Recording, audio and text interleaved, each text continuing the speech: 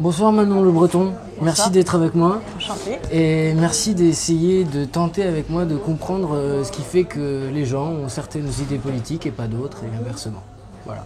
Ça marche. C'est très gentil. Voilà, vous voyez, j'essaie de faire au plus simple, au plus concis. Et donc le but, ça va être aussi pour vous de faire des réponses les plus courtes et les plus simples possibles. Je sais que ça va être extrêmement dur parce que c'est des thèmes compliqués. Ouais, je promets rien, mais je vais Bon. faire au mieux. Eh ben, merci beaucoup.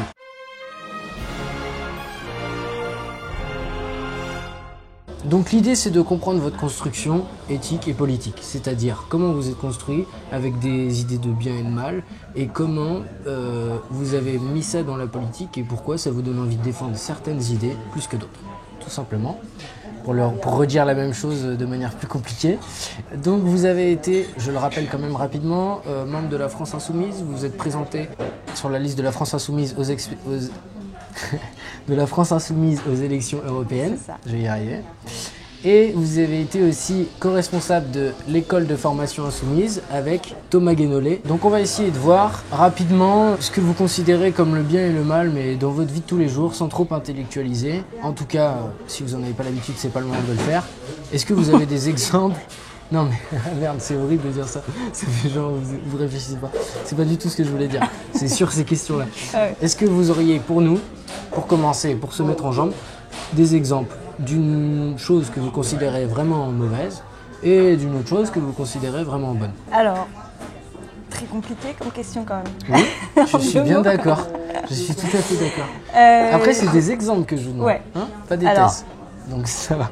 Je dirais que le mal, il est du côté du mépris de l'autre.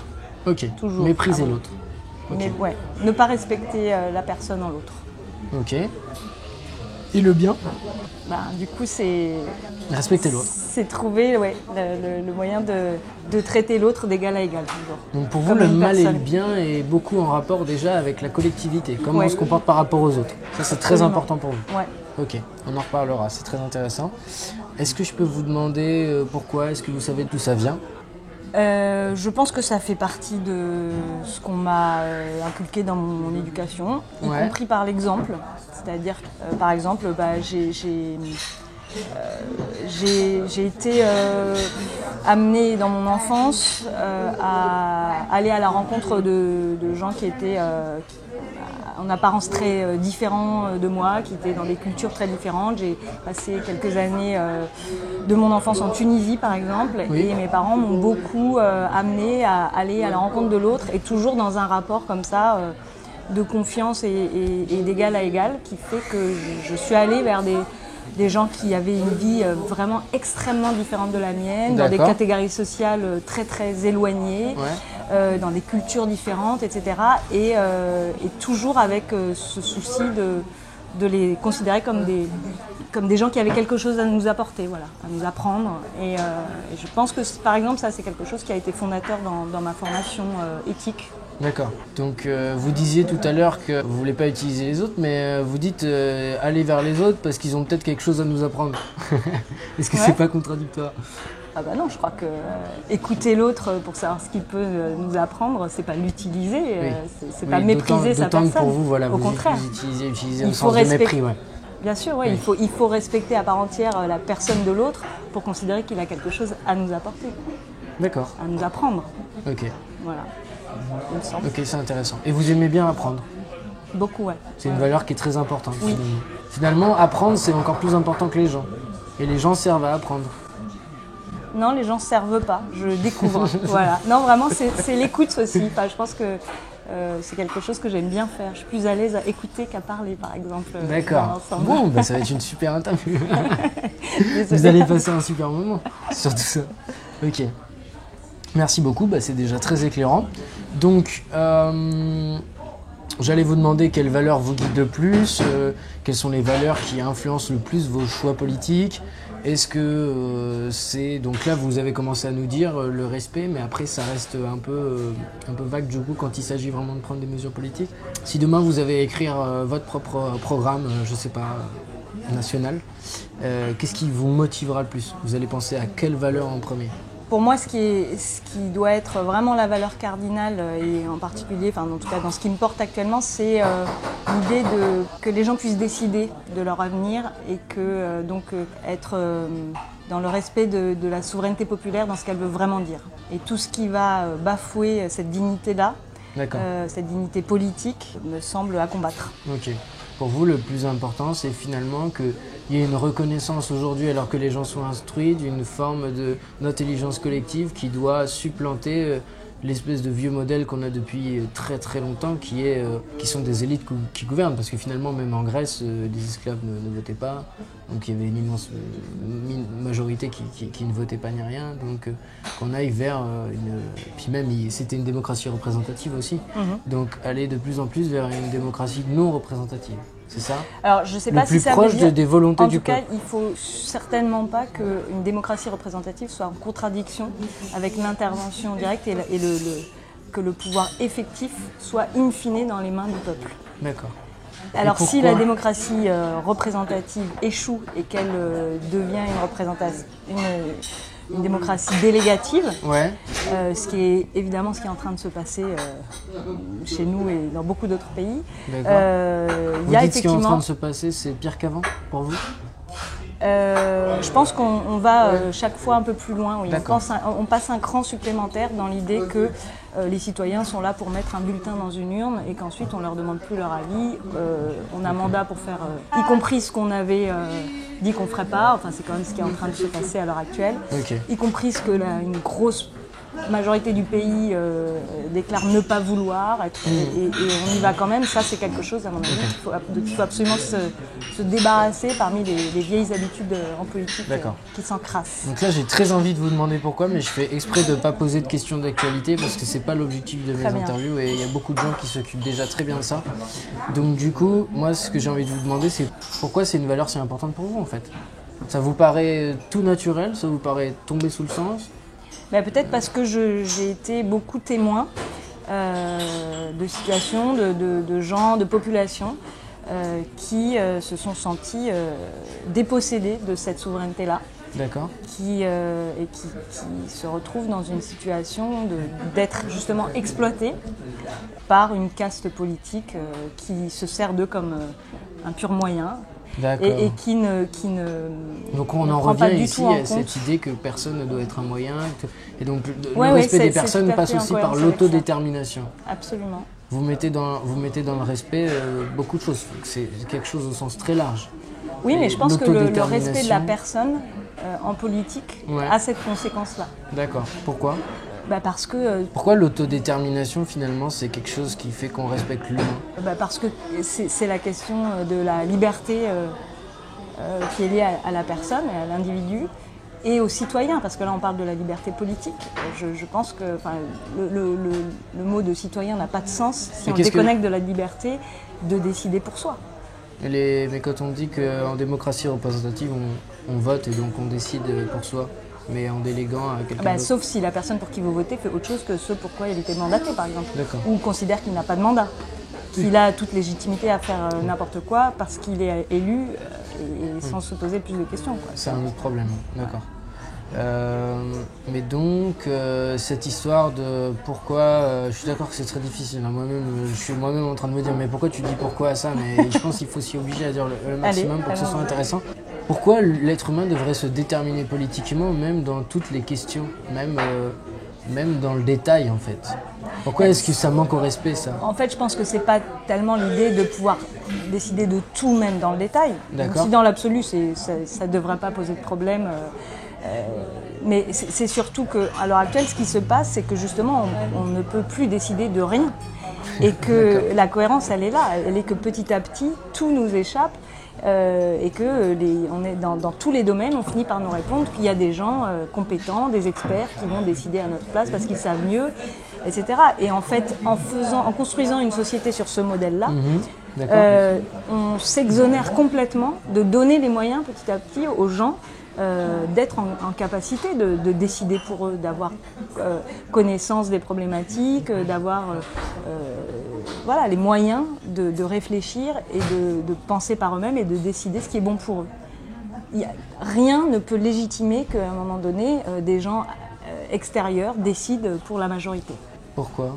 La seule chose qui justifie ça, c'est qu'ils finissent par chercher leurs propres intérêts contre celui de la majorité. Et qu'est-ce que vous pensez de ceux qui disent que le peuple est en majorité parfois trop aveuglé par ses émotions, qui ne réfléchit pas assez et que donc il irait contre son propre intérêt? Alors ça, c'est vraiment effectivement un discours qu'on entend implicitement de plus en plus, qui est de plus en plus partagé par nos élites et par nos gouvernants. Et je trouve que c'est gravissime parce que justement, moi je ne pense pas qu'il y ait une espèce de nature bonne par essence du peuple. J'idéalise pas du tout ce que peut être le peuple dans son fonctionnement, dans sa réflexion. Et je n'imagine pas non plus qu'il y ait une unité comme ça, spontanée du peuple. Simplement, je pense que le pari un peu rousseauiste, je dirais, de la démocratie, c'est de dire ce qu'on appelle la souveraineté populaire, c'est la capacité d'un peuple d'abord à se constituer comme un sujet politique et à pouvoir décider pour lui.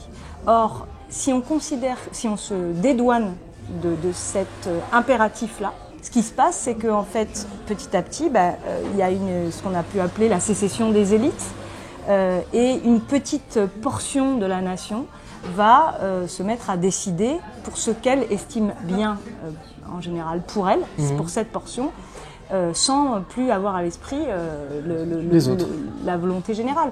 La volonté générale, c'est la capacité de se soumettre à sa propre loi. Chez Rousseau, pour aller très vite. Chez Rousseau, la souveraineté, elle est de ce côté-là. Elle existe à partir du moment où le peuple considère que la loi est une émanation, directe ou indirecte, de sa propre volonté. Or, à l'heure actuelle, on voit bien comment les lois sont de plus en plus faites en dehors de la volonté populaire et en se souciant de moins en moins de cette volonté-là. Et même en bafouant systématiquement, en allant à l'opposé de ce qu'on sait manifestement être la volonté d'un peuple. Ok, d'accord. Vous dites ça par rapport aux positions, par exemple, pouvoir, sondage, mais encore une fois, là, on va aller vers des questions d'actualité, donc non. Je ne rebondis pas. Je vais vous citer un peu des valeurs et je vais vous demander si vous considérez qu'elles doivent être prépondérantes ou pas. Qu'est-ce que vous pensez de la souffrance humaine? Je trouve ça super. Dans le sens... Non mais j'avoue, ma question est bizarrement tournée. Dans le sens où, est-ce que ça doit être la toute première, par exemple, cause, c'est-à-dire la souffrance humaine? C'est-à-dire, est-ce que par exemple, comme les sans-abri, c'est une minorité, ils sont pas énormément, ils sont quand même aux alentours de 200 000, ils souffrent, il y a une souffrance qui est réelle et qui est, on va dire, très très forte. Par rapport à tout le monde qui a une souffrance assez faible, est-ce que, par exemple, on devrait les considérer comme une priorité ultime ou est-ce qu'il faut plus privilégier, par exemple, un confort moyen de la population qui fasse que même s'il y en a qui souffrent énormément et d'autres qui vont très très bien, le plus important c'est qu'il y ait une majorité qui aille bien. Vous voyez ce que je veux dire? Qu'est-ce qu'on doit privilégier? Moi je me reconnais pas dans cette approche un peu statistique. On va contenter, est-ce qu'on contente 20% ou 80%? Pour moi, la politique, elle n'est pas de ce côté-là. Je pense que le problème dans ce type d'approche, c'est que justement, on fractionne le peuple. Et que moi, ce qui m'intéresse, c'est de voir qu'est-ce qui peut amener un peuple à se constituer comme une entité. Et de ce qui fait lien entre tous. Ce vers quoi collectivement ils veulent aller et ce vers quoi ils vont. D'ailleurs, on ne sait pas forcément a priori vers quoi on veut aller, mais c'est aussi dans l'échange collectif et dans la réflexion collective que va émerger une volonté générale et que donc il faut que cette volonté elle soit construite par l'ensemble de la communauté. Parce que si c'est toujours la même chose, hein. Je reviens un peu là-dessus, mais on peut pas réfléchir pour savoir si on contente telle ou telle portion de la population. Alors, je dis pas, bien sûr, il y a des mesures qui doivent être spécifiques, mais par exemple, il ne s'agit pas de contenter tant de pourcents de sans-abri. Il s'agit de dire ce qui est bon pour tous. Et ce qui est bon pour tous, c'est le droit d'avoir accès à un logement décent et digne. et voilà. Et donc, de fait, ça implique de se les plus riches, par exemple, peuvent estimer qu'ils n'auront jamais besoin de ça et que ça les emmerde d'avoir un droit comme ça. Ah bah c'est possible, ouais, mais on n'est pas obligé de faire en fonction des plus riches. Non, mais vous dites ce qui est bon pour tous. Comment vous savez oui, ce qui est bon pour tous, c'est d'avoir un logement décent. Que ce soit les riches ou mais comment vous savez que c'est bon aussi pour les riches? Eux, ils peuvent juste considérer qu'on leur prend de l'argent et que ça leur sert à rien. Ah non, mais les riches ont de fait un logement décent, c'est le moins qu'on puisse dire, plus que décent. Donc cette règle, elle est vraie pour eux aussi, sauf qu'ils l'ont déjà. Il faut ensuite travailler à ceux qui ne l'ont pas encore. Les riches, évidemment, il y a des gens qui ont aussi le cœur sur la main, c'est pas une question de porte-monnaie, mais vous voyez ce que je veux dire. En tout cas, les riches ne souffrent pas de mal logement. Voilà. Il pourrait y avoir des gens aisés qui n'aient pas envie de... Ok, on va parler encore plus fort. Dans tous les cas, on va revenir sur cette question des sans-abri plus tard. Là, je voulais vraiment savoir. Donc, en gros, dans vos valeurs qui vous influencent le plus, on a le respect des personnes et l'application la plus directe possible de la démocratie. Pour l'instant, j'ai juste ça. On est d'accord? La plus effective, oui. Et si elle doit être directe, qu'elle soit directe. D'accord. Ouais. Je vais juste demander si on peut avoir un petit délai musique. Ouais.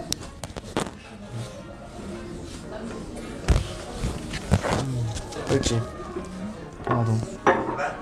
Merci. Merci beaucoup. On n'utilise pas les autres, on respecte au maximum leur dignité.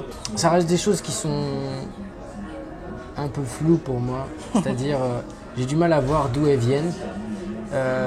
Qu'est-ce que vous pensez de l'idée que ces valeurs, en fait, sont simplement des valeurs prosociales qui proviennent de l'évolution et du fait que les humains, pour survivre, ont dû vivre en groupe et donc ont formé leurs émotions de cette manière-là, et que vous aujourd'hui, si vous êtes sensible à ces idées-là, c'est simplement parce que votre lignée a survécu le mieux possible dans les groupes, et que donc voilà.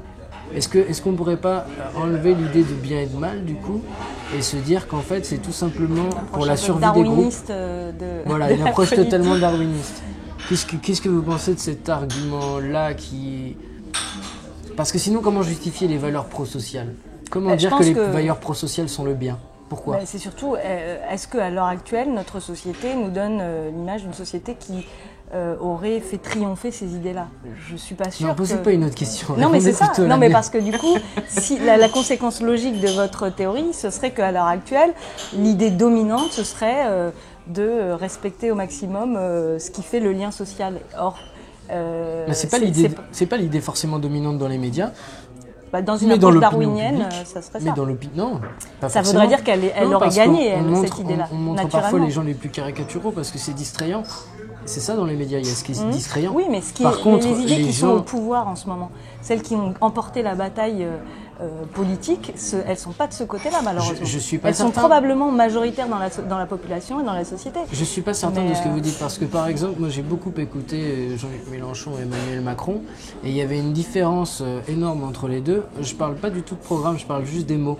C'est que Mélenchon a souvent un vocabulaire guerrier qui se voulait contre une certaine société, contre les riches, qui pouvait laisser penser justement une forme de chose antisociale, c'est-à-dire pour les gens une certaine forme d'agression des plus riches, que ce soit même par les taxes, je ne parle pas évidemment physiquement, mais tandis que Emmanuel Macron avait toujours ce discours un petit peu lisse, il l'a toujours d'ailleurs, de rassemblement. Et je pense qu'il y a énormément de gens qui s'y connaissent pas trop dans les sujets économiques comme ça, simplement quand ils entendent cette idée de rassemblement, de tous ensemble, et quand il est capable sur tous les sujets, même quand il va parler en ce moment de risque d'islamisation un petit peu des quartiers, ce genre de choses,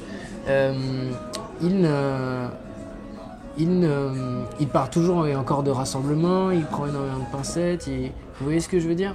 Pas vraiment, parce qu'en fait, pour moi, justement, ce qui caractérise le discours d'Emmanuel Macron, alors je ne parle pas de la campagne de 2017, où sans doute il nous a servi des éléments de langage que les gens voulaient entendre, et c'est comme ça qu'il est arrivé, en partie, et aussi en partie. Mais j'ai l'impression qu'il le fait toujours. Et aussi en partie parce qu'il avait Marine Le Pen en face. Mais ce qui caractérise le discours d'Emmanuel Macron, justement, c'est le mépris. Enfin, moi, c'est tout ce qui se passe depuis des mois, là, les gilets jaunes. C'est votre lecture de la chose. C'est notre lecture de la chose. Je ne peux pas me défaire de cette lecture-là, mais je crois que c'est quand même quelque chose qui frappe. Ça ressemble à du mépris parce que justement, il y a ces mots-là et que de l'autre côté, il semble y avoir une politique assez brutale. C'est pas seulement des mots, c'est les mots qu'il emploie, parce qu'il a quand même... Bien sûr, il y a le discours policé, c'est quand même la moindre des choses quand on est président des Français, d'avoir l'air d'avoir un discours rassembleur. Ça, c'est traditionnellement. Je veux dire, c'est le b.a.-ba du discours présidentiel. Et justement, je trouve que pour un président, c'est celui qui l'a plus fait dans la campagne. Moi, je pense que c'est celui qui a le plus laissé sortir, et on peut se demander si c'est pas en partie volontaire, des propos qui ont été extrêmement mal vécus et qui ont été vécus comme un mépris frontal par une grande majorité des Français. Là, vous parlez des petites phrases, c'est ça ? Des petites phrases, oui, mais qui sont souvent...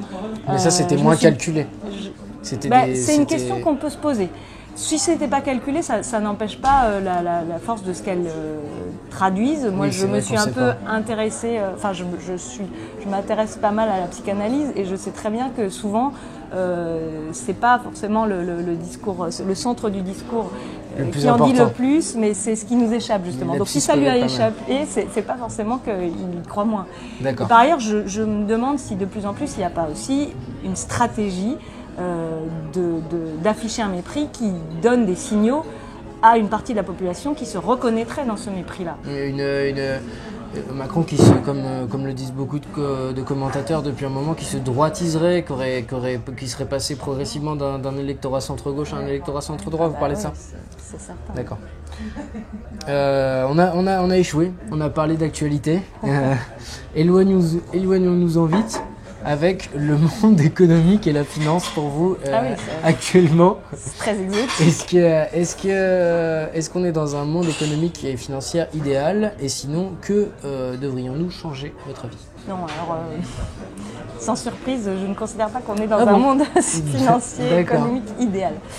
Je pense, pour reprendre le fil de ce que je disais tout à l'heure, je pense que l'économie ne devrait avoir pour finalité que de servir le bien commun. D'accord. Et que donc on est à l'opposé de ça à l'heure actuelle, dans un système où l'économie sert des intérêts privés très particuliers, va toujours dans les poches des mêmes, et que la majorité de la population ne tire pas bénéfice de ce système. Alors, qu'est-ce que vous répondez à ceux qui vont vous répondre que... ça ruisselle ? Non, pas ça, parce que là, vous avez été beaucoup plus loin. Donc, je vais aller beaucoup plus loin aussi. Qu'est-ce que vous répondez à ceux qui vous disent mais personne ne va plus entreprendre rien ? Pourquoi faire une entreprise si ce n'est pas pour gagner de l'argent ? Non, mais je ne dis pas qu'il ne faut plus gagner de l'argent. Quand vous dites que l'économie, ça doit être pour le bien commun, ça veut dire que n'importe qui fait une entreprise, c'est pour faire du bien aux gens. C'est pas pour gagner de l'argent. Non. Justement, je pense que ce n'est pas aux acteurs économiques de décider de l'orientation politique d'un pays, et que donc il doit y avoir des décideurs politiques qui ont la Parce que main là, vous avez dit sur les l'économie finalités de l'économie. Ouais. Mais ça veut dire que les acteurs économiques sont à leur place, mais les acteurs économiques veulent toujours gagner de l'argent, on est d'accord ? Oui, non, mais bien sûr. D'accord, ok. C'est juste que vous après, voudriez faire des lois. C'est à l'acteur politique de mettre des faire cadres, des limites, voilà, qui font qu'en fait on gagne plus d'argent quand on fait plus de bien aux gens, et qu'on gagne moins d'argent quand on en fait moins. C'est ça l'idée. Non, c'est même pas seulement ça. C'est que les gens qui gagnent de l'argent, d'abord, participent de façon égale et proportionnée à l'effort national, systématiquement. C'est-à-dire qu'on lutte réellement contre toute forme de vol et de spoliation sur le bien public, la fraude fiscale, etc. D'accord. Tout ça, c'est... Et puis oui, on demande des gages à ces gens-là. Moi, quand je vois, par exemple, je vais encore parler d'actualité. Non, c'est pas grave si c'est un exemple, D'accord. Ça me dérange pas. Quand je vois, par exemple, la gabegie du CICE, c'est quand même un exemple qui est l'essence même des dérives d'une utilisation du politique par la sphère économique. D'accord. Donc le CICE, l'idée, c'est donc qu'on a donné de l'argent aux entreprises en échange qu'elles soutiennent les emplois ou qu'elles créent des emplois, c'est bien ça ? Oui, mais en fait sans leur demander aucune contrepartie, aucune garantie. On leur demandait soyez sympa, créez des emplois. Résultat, ça n'a absolument pas été le cas, et quand on a fait le calcul de ce qu'a coûté chaque emploi effectivement créé par le CICE, on avait de quoi payer... 10 personnes avec ce qu'on leur avait donné. Exactement. Pour chaque emploi. Pour chaque emploi, largement, et bien payé en plus. D'accord. Et en réalité, les entreprises qui ont bénéficié de cet argent public ont derrière supprimer des emplois. Je pense à Carrefour, par exemple, ont supprimé massivement des emplois alors qu'elles s'étaient engagées, mais sans aucune contrainte, à toucher cet argent pour créer de l'emploi. Donc là, c'est vraiment du détournement de fonds publics d'une façon ou d'une autre. Et je trouve qu'on est à l'heure actuelle dans une société où ces acteurs économiques-là, parce qu'en réalité, les acteurs économiques, ça devrait être en priorité les petites entreprises, les artisans, des gens qui portent vraiment l'économie d'un pays. Mais ces groupes transnationaux qui alimentent en priorité leurs actionnaires sont complètement sortis de cette finalité d'une société qui fonctionne pour le bien commun. Donc concrètement, on voit bien vous supprimez ce que vous considérez du coup être un cadeau aux actionnaires, le CICE, c'est ça? Oui, mais d'ailleurs, même Macron a fait semblant de le supprimer, et puis en fait, il l'a remplacé par une taxe équivalente. Donc, quelle autre mesure économique? Supprimer le CICE, quoi d'autre? Taxer plus fortement les plus riches? Ah, si, je sais. Non, j'ai quelque chose qui va vous plaire. C'est lutter contre la fraude et l'évasion fiscale. J'ai quelque chose qui va vous plaire. Taxer plus fortement les revenus du capital. Alors, ça, je pense qu'il faut faire attention à cette idée-là. Ah ouais? Moi, ce que je pense, c'est que tout le monde. Je pensais que ça vous plairait. Je pensais que j'avais un truc. Tout le monde doit être soumis à la même loi et donc voilà, contribuer de façon égale et proportionnée à l'effort collectif, à l'impôt donc. Et faire l'autre conséquence de ce type de mesure, c'est que ça crée du consentement à l'impôt. Aujourd'hui, les gens qui se plaignent de l'impôt, c'est souvent parce qu'ils considèrent qu'ils sont contraints par un impôt injuste et qu'on demande toujours aux mêmes de payer, tandis que ceux qui s'en mettent plein les poches échappent d'autant plus à l'impôt de mille façons. Donc la question du consentement à l'impôt, elle est à travailler vraiment en profondeur à mon avis.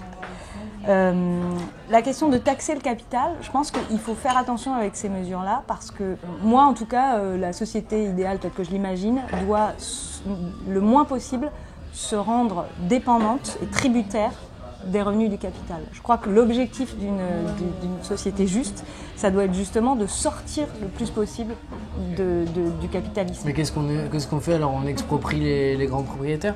Non, moi j'ai jamais dit ça, mais je pense qu'on doit mettre en place Parce que pour l'instant, le fait est qu'il y a les revenus les plus importants, c'est les revenus du capital. Il y a la flat tax, donc qui sont taxés qu'à 30%, alors que les plus hauts revenus du travail sont taxés de l'ordre de 45%. Donc il n'y a pas une forme d'injustice là?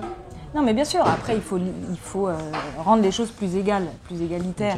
Mais, donc une flat tax à 40% ou 45% comme le revenu du travail? On n'est pas obligé de la rendre flat cette taxe, par exemple. Elle peut évoluer parce que le principe de la flat tax... Elle peut évoluer selon les revenus. Elle est proportionnée.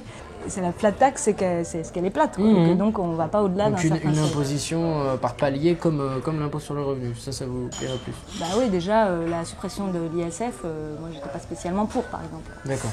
Mais je pense qu'on doit penser une société qui puisse fonctionner au maximum sans se rendre dépendante des revenus du capital. Et en fait, quand on y réfléchit, notre société, on est obsédé aujourd'hui, enfin on s'est rendu obsédé par l'économie capitaliste, mais en réalité, il y a toute une partie de notre économie qui repose sur une part non capitaliste. Moi, je suis par exemple enseignante dans la fonction publique. Il y a toute une part de notre PIB qui n'est pas issue des revenus du capital, qui est une part socialisée.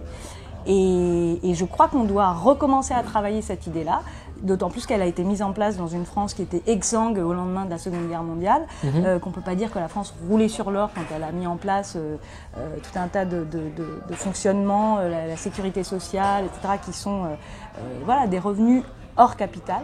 Et moi, c'est ça qui m'intéresse. C'est ça que je voudrais mener plus loin si c'était possible.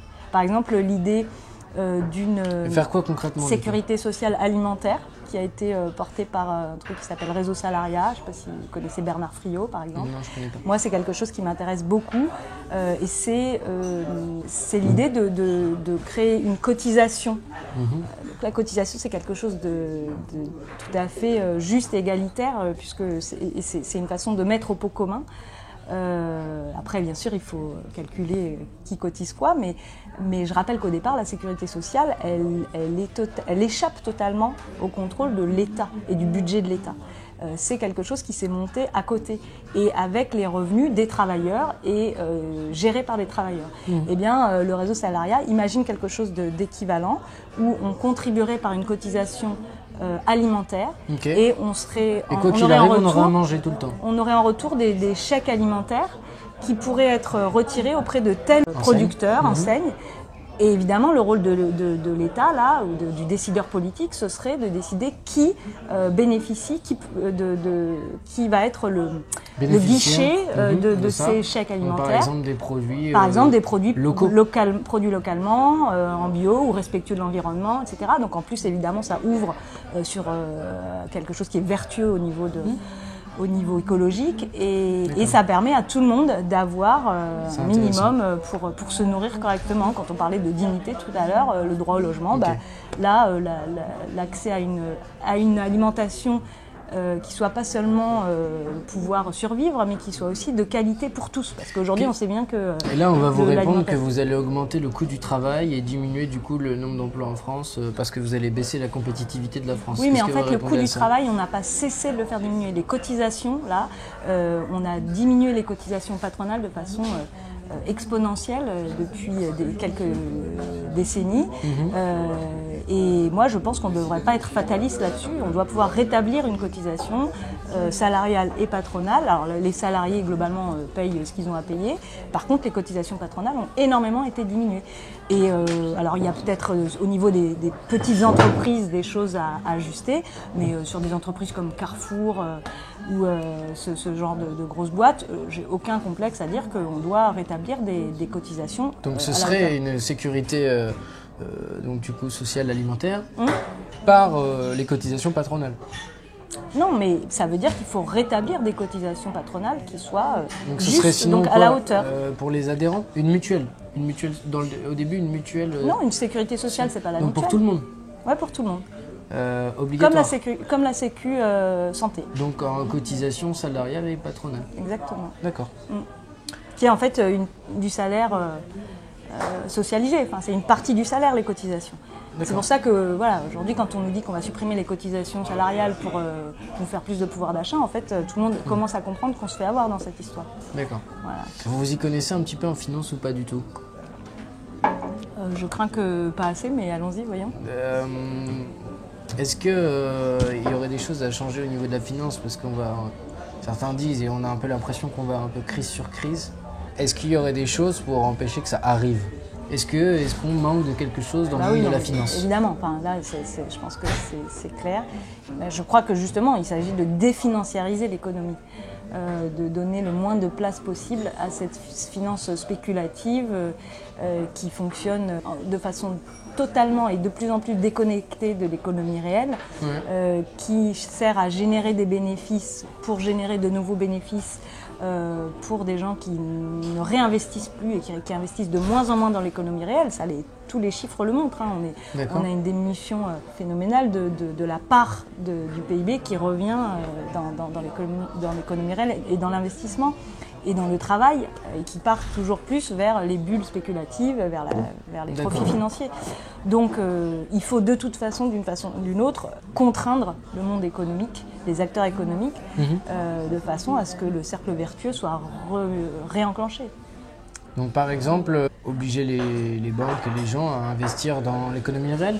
Oui, mais d'autant plus que ce sont des acteurs qui se gavent sur le dos de l'État, en réalité. Et donc, il faut qu'à chaque fois que ces gens-là bénéficient d'argent public, par exemple, ils doivent, en retour, vous parlez de qui, donner des gages. Par exemple, les banques, on sait très bien qu'elles ont été sauvées des eaux après la crise de 2008 par l'argent public. Et qu'on a creusé la dette pour sauver les acteurs bancaires qui s'en étaient mis... Mais elles ont remboursé leur dette, non? Parce que elles ont remboursé les sauvetages, non? Ouais, voilà, alors là pour le coup... non, faudrait que je vérifie, je sais pas. Non, elles n'ont rien remboursé. Elles n'ont pas remboursé? Non. Ce serait incroyable. Je pensais que c'était des prêts de l'État. Je vais vérifier ça, je mettrai un commentaire. Vérifions. Tac, tac, tac, ça c'est fait. Que pensez-vous de la question des sans-abri en France? Donc là, je suis en train de faire un gros documentaire sur les sans-abri. J'ai été à la journée du DIAL, qui est l'organisme qui s'occupe du logement d'abord en France, au ministère de la Cohésion des Territoires, et j'ai interviewé des gens sur place, j'essaie d'interviewer aussi des associations. J'ai eu aussi le cabinet du ministre pour essayer de... pourquoi il y a encore des sans-abri, en fait, tout simplement. Vous avez un point de vue là-dessus ou c'est pourquoi Moi, je suis scandalisée, comme tout un chacun, par le fait qu'on assiste à une augmentation permanente du nombre de sans-abri, du nombre de personnes qui meurent dans la rue. On est tous d'accord. Enfin, je pense que... Non, il y a sans doute des gens qui ne sont même pas d'accord avec ça. Donc là, on évalue aux alentours de 200 000 sans-abri dans la rue. Oui. Et là aussi, la provocation d'Emmanuel Macron sur ce sujet est absolument infâme, quoi, d'avoir dit ces paroles en l'air, qu'il n'y aurait plus aucun sans-abri. Alors, je ne sais plus en quelle année c'était, mais ça commence déjà à dater. Mais en réalité, on a toujours autant de sans-abri, et de plus en plus même de sans-abri qui meurent dans la rue. De nos jours, on ne peut pas s'habituer à ça. Alors, c'est quoi les solutions? Vous connaissez un peu le problème de près ou pas? Non, ça fait pas partie des choses sur lesquelles je me suis... Je comprends. Ouais, non, j'ai pas... Vous avez une idée des solutions ou pas du tout? Mais ce que je constate, en tout cas, c'est qu'on a des décideurs, des dirigeants qui semblent ne plus du tout s'occuper de ce problème-là. Et alors même qu'il en avait fait une espèce d'objectif à très court terme. Et en réalité, personne n'a l'air de prendre ce problème-là au sérieux. Peut-être que c'est pas dans les préoccupations majeures des Français, ou ce genre de choses, j'en sais rien. Non, mais peu importe que ce soit dans les préoccupations majeures des Français, parce qu'on va dire... C'est pour ça que je vous parlais tout à l'heure de souffrance humaine. S'il y a des gens qui souffrent énormément, est-ce que ça ne doit pas être de fait une priorité? Oui, moi je suis persuadée que les Français sont très très majoritairement scandalisés par ça, et que ça ne les amuse pas de croiser quelqu'un qui dort dans le froid en sortant de chez eux. Non, c'est... Bien sûr que ça préoccupe les Français. On fait 110 000 logements sociaux en France par an. Non, mais c'est ça. Moi, je pense que la réponse, elle est du côté du... Et pourtant, il n'y a qu'environ 15 000 expulsions effectives. Donc moi, j'ai du mal à comprendre pourquoi ça augmente autant. Je vous avoue, donc j'enquête, je ne comprends pas pour l'instant. Donc il y a aussi le fait qu'il y a beaucoup de couples qui se séparent, donc ça multiplie les logements par deux. Oui, mais les couples qui se séparent, c'est problématique parce que... sur le nombre de logements. Oui, c'est sur le nombre de logements, parce qu'en fait, il n'y a juste pas assez de logements. Oui, mais il y a aussi beaucoup de logements vacants, déjà, donc ça pourrait commencer par ça. Et puis là, on parle déjà d'hébergement d'urgence, on parle même pas... Enfin, je veux dire... Ça poserait problème au niveau... Là, je dois dire que je n'ai pas du tout de chiffres en tête. Mais par contre, l'hébergement d'urgence, ça devrait vraiment être une priorité. Et on devrait avoir de la marge à chaque hiver pour accueillir au moins... Pour le coup, sur l'hébergement d'urgence, ça fait quand même beaucoup de place. Oui, mais il n'y en a pas assez, vraisemblablement. Et puis après, peut-être qu'il faut revoir les fonctionnements. Non, franchement, le nombre de témoignages qu'on a de gens qui appellent et qui ne trouvent pas de place partout où ils appellent, là-dessus, c'est quand même assez notoire maintenant. Je pense qu'il y a à faire du côté du logement social, mais il y a aussi à faire du côté de la sécurisation de l'emploi. En fait, on a des gens qui se retrouvent paupérisés à une vitesse effroyable, et y compris, on a maintenant des gens qui sont à la rue alors qu'ils ont un emploi. Et donc, a fortiori, quand ils perdent leur emploi, et si en plus ça s'ajoute à une situation familiale, de séparation, etc., il y a un tiers des gens qui sont dans la rue qui ont un emploi. Voilà, donc c'est aussi du côté de l'emploi. Or, qu'est-ce qu'on a vu ces dernières années? Emmanuel Macron, mais aussi François Hollande, on a vu qu'on a cassé le droit du travail, c'est-à-dire qu'on a cassé tout ce qui pouvait sécuriser la vie d'un salarié. Donc on a des gens qui n'ont plus aucune sécurité de l'emploi, de leurs revenus, qui ont des revenus qui baissent énormément, et en même temps on leur demande, pour avoir accès à un logement, d'avoir de gagner 3 fois le loyer, d'avoir une garantie qu'ils le gagneront dans les 10 prochaines années, ou d'avoir des gens pour se porter caution. Donc il y a des injonctions contradictoires dans notre société qu'on ne peut plus accepter. Okay. Que pensez-vous du revenu universel? Alors le revenu universel, je me suis un peu intéressée à ça justement. Alors si vous me parlez du revenu universel, il faut que vous vous intéressiez à Bernard Friot, qui parle du salaire à vie. Et moi, c'est vraiment de ce côté-là que je préfère réfléchir. Mais c'est pas du tout la même chose en fait. Et le revenu minimum, moi je pense qu'en réalité... Universel, vous voulez dire? Revenu universel, oui, non mais... Après, on peut l'appeler...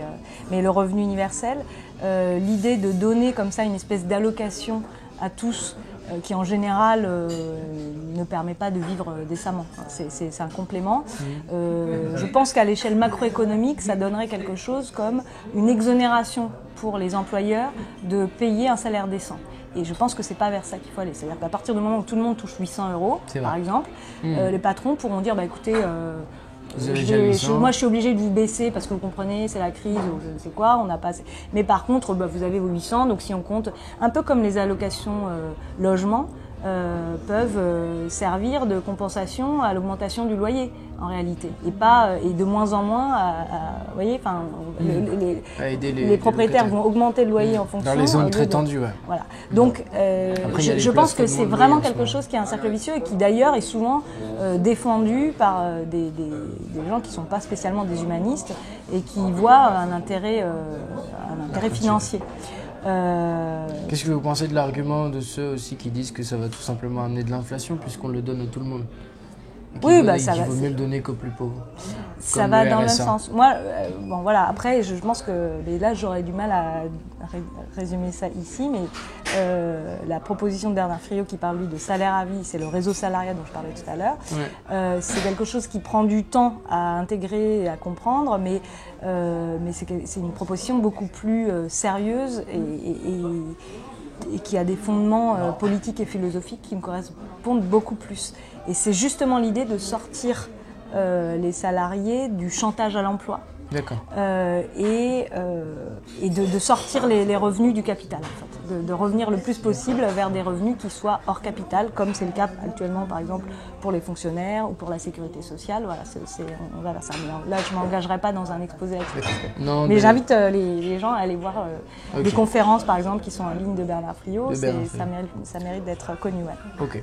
Que pensez-vous des nouvelles technologies? Est-ce qu'il y a du danger, par exemple, du côté des modifications génétiques? Je ne sais pas si vous avez entendu parler, on a une nouvelle technologie maintenant qui permet de venir séparer précisément un gène et de pouvoir faire des modifications génétiques. Donc, par exemple, là, juste je m'injecte quelque chose, je fais muter mon bras pour avoir un biceps plus fort. Ou ça nous permet aussi de guérir des maladies infantiles, ce genre de choses. On dit pas infantile, des maladies... Si, ça se dit infantile. Si, mais je voulais dire des maladies orphelines. Ah d'accord. Telles que des gens qui naissent aveugles, ce genre de trucs à cause de mutations, etc. Ça nous permet de guérir ça. Potentiellement, ça peut nous permettre aussi de faire absolument tout, en fait, par modification génétique. Notamment des PMA +++, où on décide de la couleur des yeux, mais aussi du visage de la personne, de tonnes de choses, de sa taille, etc. Pourquoi pas même un jour du clonage, une dame qui voudrait avoir des jumeaux, pourquoi l'empêcher de cloner son enfant, par exemple, ce genre de choses. Qu'est-ce que vous pensez donc le biais, on va dire, le biais modification génétique de la technologie, est-ce que ça vous inquiète ou pas? Quelles seraient les limites à ne pas franchir et pourquoi? Je pense que oui, évidemment, c'est des choses qui peuvent être angoissantes quand on les envisage comme ça. Il n'y a pas de réponse manichéenne, à mon avis, parce qu'on est déjà entouré de procédés, effectivement, de procréation assistée, ce genre de choses qui vont de soi aujourd'hui et qui ont une grande importance dans la médecine, etc. Donc bon.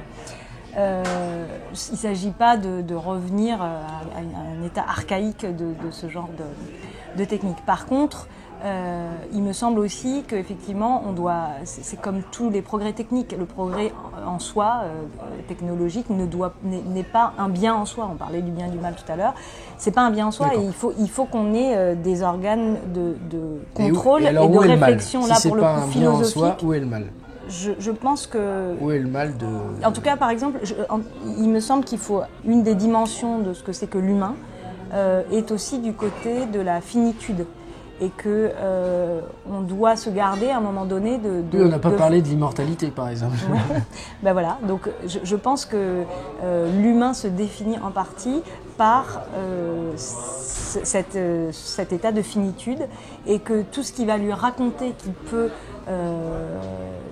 surmonter cette finitude-là, en réalité, a des effets pervers dont on n'a pas forcément idée, mais donc il faut se garder. Donc c'est tout le rôle d'un comité éthique médical qui va décider de ce qui est acceptable ou pas. Donc moi j'ai pas là, comme ça en 2 minutes, la capacité à décider de ça. Mais par contre je pense que c'est extrêmement important que cette réflexion-là, elle soit la plus large possible et qu'elle échappe aux gens qui auraient intérêt.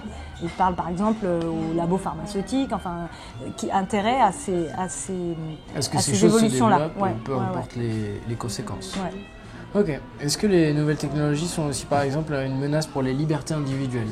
Le fait maintenant qu'on ait tous des smartphones, qu'on soit en permanence enregistré par nos smartphones, de toutes les marques soi-disant pour avoir les commandes vocales, là finalement maintenant ils enregistrent tout le temps tout. Est-ce qu'il n'y a pas un danger de liberté individuelle qui est en train de naître?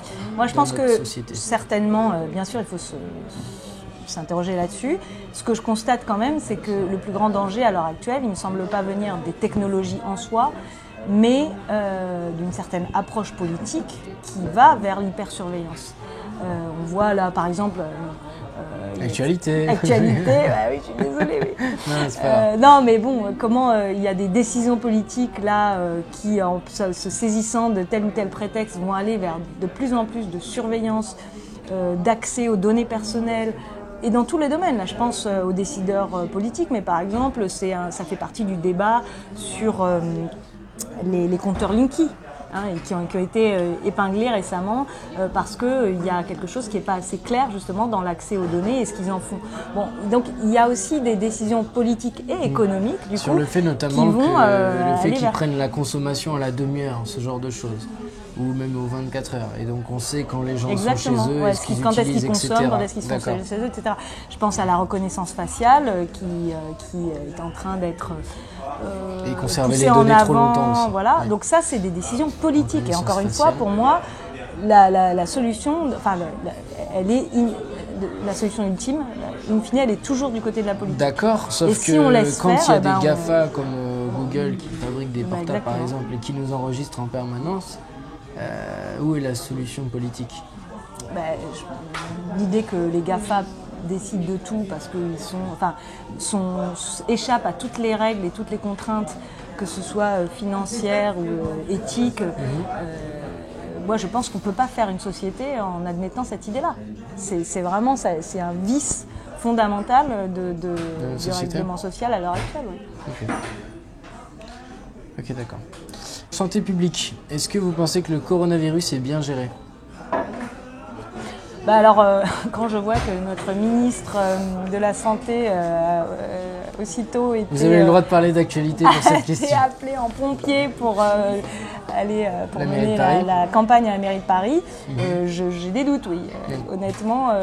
Et le problème, en fait, honnêtement, sur le dossier du coronavirus, j'ai pas d'éléments précis à part celui-là qui honnêtement du point de vue du citoyen lambda est pas hyper rassurant, mais plus généralement il me semble qu'on est arrivé à un tel discrédit de la parole politique et de ce gouvernement en particulier que effectivement on voit bien comment la population va très vite être amenée à douter des discours rassurants qui émanent d'un tel gouvernement. De toute manière, les populations doutent de tous les gouvernements et de plus en plus. Mais ils ont de bonnes raisons de douter. Oui. De par les réseaux sociaux, c'est un phénomène global. Non, c'est pas de par les réseaux sociaux, c'est de par l'incapacité des gouvernements à être à la hauteur de leurs engagements. Aussi transparent que les réseaux sociaux, ce genre de choses.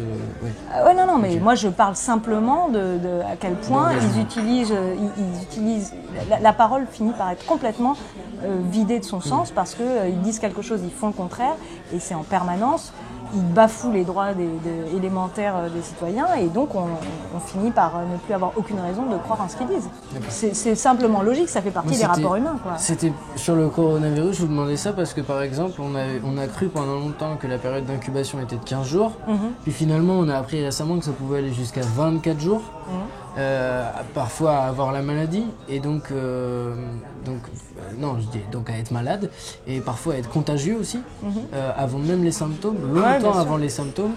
Est-ce que dans ce cas-là, la priorité, ce serait pas entre guillemets, de fermer les frontières et de faire comme la Russie ou d'autres pays et d'interdire par exemple l'accès à tout Chinois à notre territoire jusqu'à nouvel ordre et que la situation soit un peu clarifiée? Parce que ça veut dire qu'il y a beaucoup de gens qui voyagent et qui probablement ne savent pas qu'ils sont malades. Je crois que j'ai quand même l'impression que les contrôles sont assez drastiques déjà, mais bon, là-dessus, j'ai pas étudié les vols ont continué. Air France, ils ont arrêté à un moment les vols, mais au départ, ils ont dit qu'ils arrêtaient parce qu'il n'y avait plus de demande. C'est pour dire à quel point, peut-être ce traitement est léger. Bon, j'ai très envie de prendre parti sur ce sujet, donc je vais arrêter tout de suite. mais c'est vrai que sur cette idée, aujourd'hui, c'est le Covid-19. C'est ce qui est en train de se passer. C'est que, par exemple, là, moi, j'ai entendu que depuis le début de la crise du coronavirus, la Chine a émis 25% de gaz à effet de serre en moins, d'un coup comme ça, du jour au lendemain. Donc ça veut bien dire que les échanges, et en interne et vers l'extérieur, ils ont été largement freinés. Alors après, est-ce qu'il faut interrompre les vols, faire les vérifications médicales qui s'imposent, évidemment. Fermer complètement les frontières, je pense que c'est compliqué, mais il y a plusieurs aussi tests sur le plan d'Australiens, là par exemple, qui étaient négatifs et qui ensuite ont été retestés plus tard et qui ont été positifs.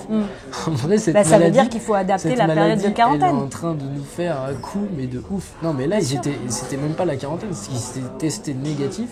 Ils étaient malades, ensuite testés négatifs, ensuite testés positifs. Oui, mais donc si la période d'incubation est de 24 jours, il faut qu'il y ait une période de quarantaine de 24 jours. Point. Qu'ils soient négatifs ou pas. Bon, enfin, j'en sais rien. Moi, honnêtement, là, je suis pas compétente. D'accord. Il n'y a pas de souci. C'est que j'ai enquêté un peu là-dessus dernièrement parce que j'ai été choqué. Et aujourd'hui, pour le Covid-19, peut-être qu'on aura de la chance. De toute manière, il n'a pas l'air trop mortel. Et il a l'air quand même de tuer plutôt les personnes âgées. On va dire que c'est une bonne nouvelle, malheureusement pour eux, mais bon. C'est ceux auxquels on s'attend le plus. Je vous laisse responsable de vos propos. C'est toujours mieux que si ça tuait que les enfants, quoi.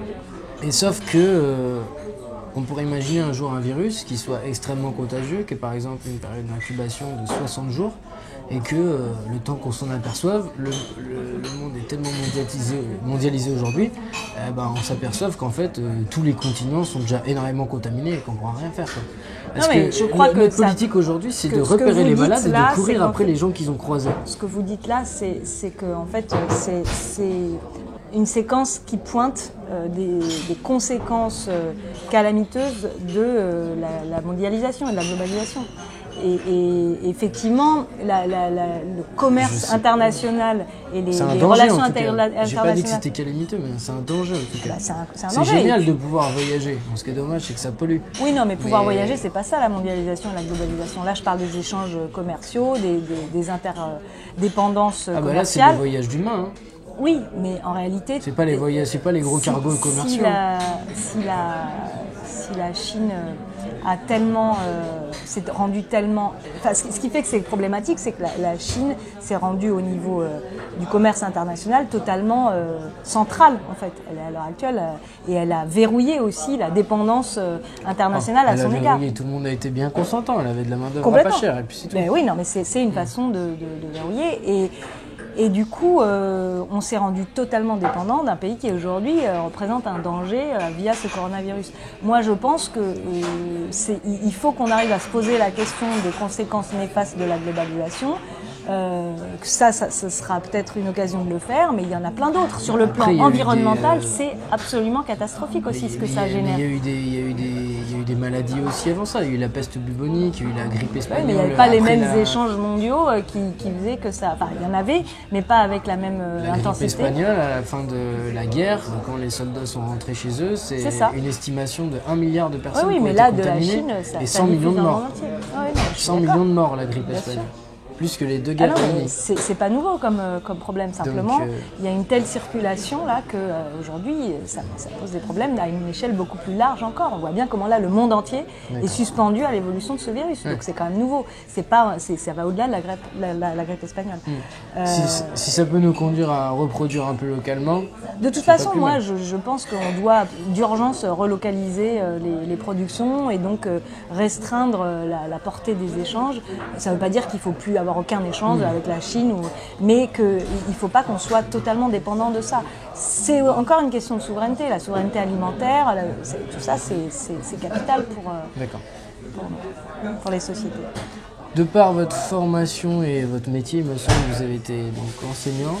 Je suis enseignante, j'ai toujours été. De quoi ? De français en collège. D'accord. Et pendant tout le temps où j'étais engagée en politique, j'ai continué à bosser à plein temps. Et ça, je pense que c'est important aussi. Enfin, ça fait partie de mon rapport à la politique, quoi. Voilà. Vous allez dire qu'il faut venir de la société civile, comme s'en est vanté pendant souvent avec ses maires, avec ses ministres. Ah non, parce que là, cette idée de société civile, c'est pas exactement la même société civile. Mais... Non, c'est l'idée que... C'est l'idée... Après, ça a ses limites, mais je pense qu'il faut le plus possible lutter contre la professionnalisation de la vie politique. On dire ce qu'on veut, c'est quand même... Pourquoi ? La carrière politique. Parce que quand on voit le nombre de sujets qu'on aborde, là quand même, ça demanderait presque d'en faire son métier, non ? Non mais là, quand on est élu, se consacrer entièrement à son mandat, c'est une chose. Ça veut pas dire parce qu'avant d'être élu, ça veut dire qu'il faudrait maîtriser ces questions pour être un bon élu. Est-ce que ça Bien sûr, mais déjà on n'est pas tout seul. Et puis, moi par exemple, moi j'ai fait une vie politique, je suis dans l'Aude, donc il me faut 7 heures de train pour arriver à Paris. Et j'ai un boulot à plein temps. Merci beaucoup d'être là. Non. Donc c'est pas simple, mais il se trouve que j'ai réussi à concilier deux. Je pense que ça fait partie des choses qui me font penser qu'on devrait avoir chaque citoyen devrait avoir du temps pour se consacrer à la politique. Mais tout le monde, pas seulement les politiques. D'accord. Et là, moi, je l'ai vécu en tant que candidate, par exemple. Là, j'étais candidate aux européennes et j'ai été candidate aux législatives. En bossant à plein temps, en étant mère de famille à côté, c'est plus qu'acrobatique. Et on voit bien comment ça pénalise. On a du mal à imaginer quand vous arrivez à faire les trois. Ouais. En plus, j'étais par exemple aux législatives dans une zone très rurale où il n'y avait pas... c'est pas comme quand on est dans un arrondissement où tout est sous la main. Là, j'avais parfois... 100 km à faire. Vous êtes présentée aussi aux législatives? Oui, j'étais candidate aux législatives dans la 3e circonscription de l'Aude. Et c'est une sacrée expérience et ça m'a vraiment convaincue que les citoyens, pour que tout le monde puisse aller dans ce genre de bataille et que ça se démocratise le plus possible, on devrait avoir une espèce de forfait temps qui puisse être consacré dans notre semaine à la réflexion politique, à son devoir de citoyen finalement. Ce qui intéresse généralement les gens. Les gens sont de plus en plus intéressés par... On va en arriver à cette question de la démocratie et comment l'améliorer. Et j'avais une question d'abord à vous poser sur l'école. Est-ce que pour vous, l'école en ce moment, du coup, j'allais rebondir là-dessus quand je vous disais que vous étiez enseignante, est-ce que l'école pour vous en ce moment est idéale? Qu'est-ce qu'on pourrait faire? On est notamment, il me semble, les champions de la reproduction de classe, de la reproduction sociale. Est-ce qu'on pourrait pas... Il y a aussi énormément de gens malheureux. On est parmi les champions du monde des gens qui prennent des antidépresseurs, ce genre de choses. Est-ce qu'il n'y aurait pas moyen d'enseigner peut-être, je sais pas, des choses comme plus la communication, des choses, la communication non violente, mais aussi pourquoi pas la communication, c'est tellement présent dans nos sociétés, où je balance des idées au hasard, ou je sais pas, par exemple aussi de la psychologie appliquée pour tenter d'avoir de meilleurs rapports sociaux avec les gens, apprendre à être plus heureux, à être mieux avec les gens, je sais pas, toutes sortes d'idées. Est-ce que l'école telle qu'elle est aujourd'hui vous convient? Comment l'amélioreriez-vous? Alors, je ne peux pas dire que l'école me convient telle qu'elle est parce que je pense effectivement qu'il y a plein de choses à revoir. Néanmoins, je ne suis pas de ceux qui considèrent que tout est à jeter dans l'école publique en particulier. Moi, c'est quelque chose qui me tient vraiment à cœur. Vous avez croisé les bras quand j'ai dit enseigner la communication. Vous avez croisé les bras. C'est mauvais, je recommence. J'ai senti que c'était pas bon.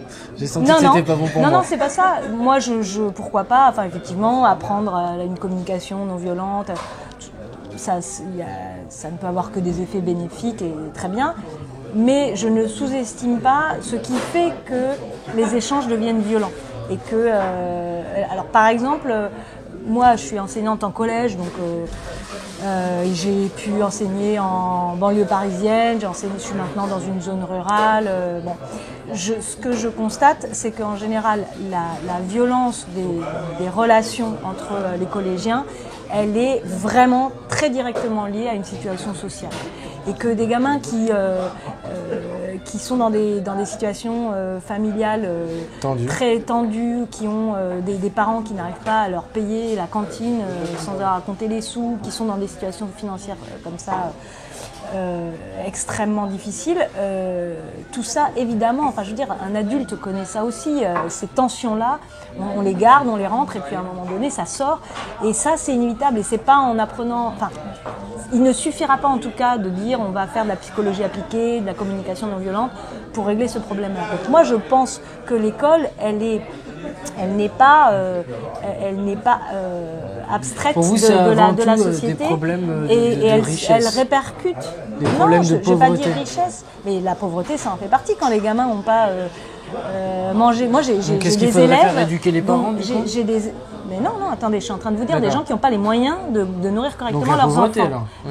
La pauvreté, oui, quand on est dans une société qui ne permet pas aux familles de donner le minimum à leurs enfants, et ben, ça se répercute sur l'école. Comment pourrait-il en être autrement ? Donc il faut déjà partir de là. Et ensuite, je crois aussi que la question de la mixité sociale, elle est absolument essentielle pour l'école. Et je trouve, j'ai constaté, moi, j'ai commencé à enseigner en 2003, donc ça fait 15 ans, un peu plus de 15 ans que j'enseigne. Beaucoup plus maintenant, 17 ans. Mais je constate... que...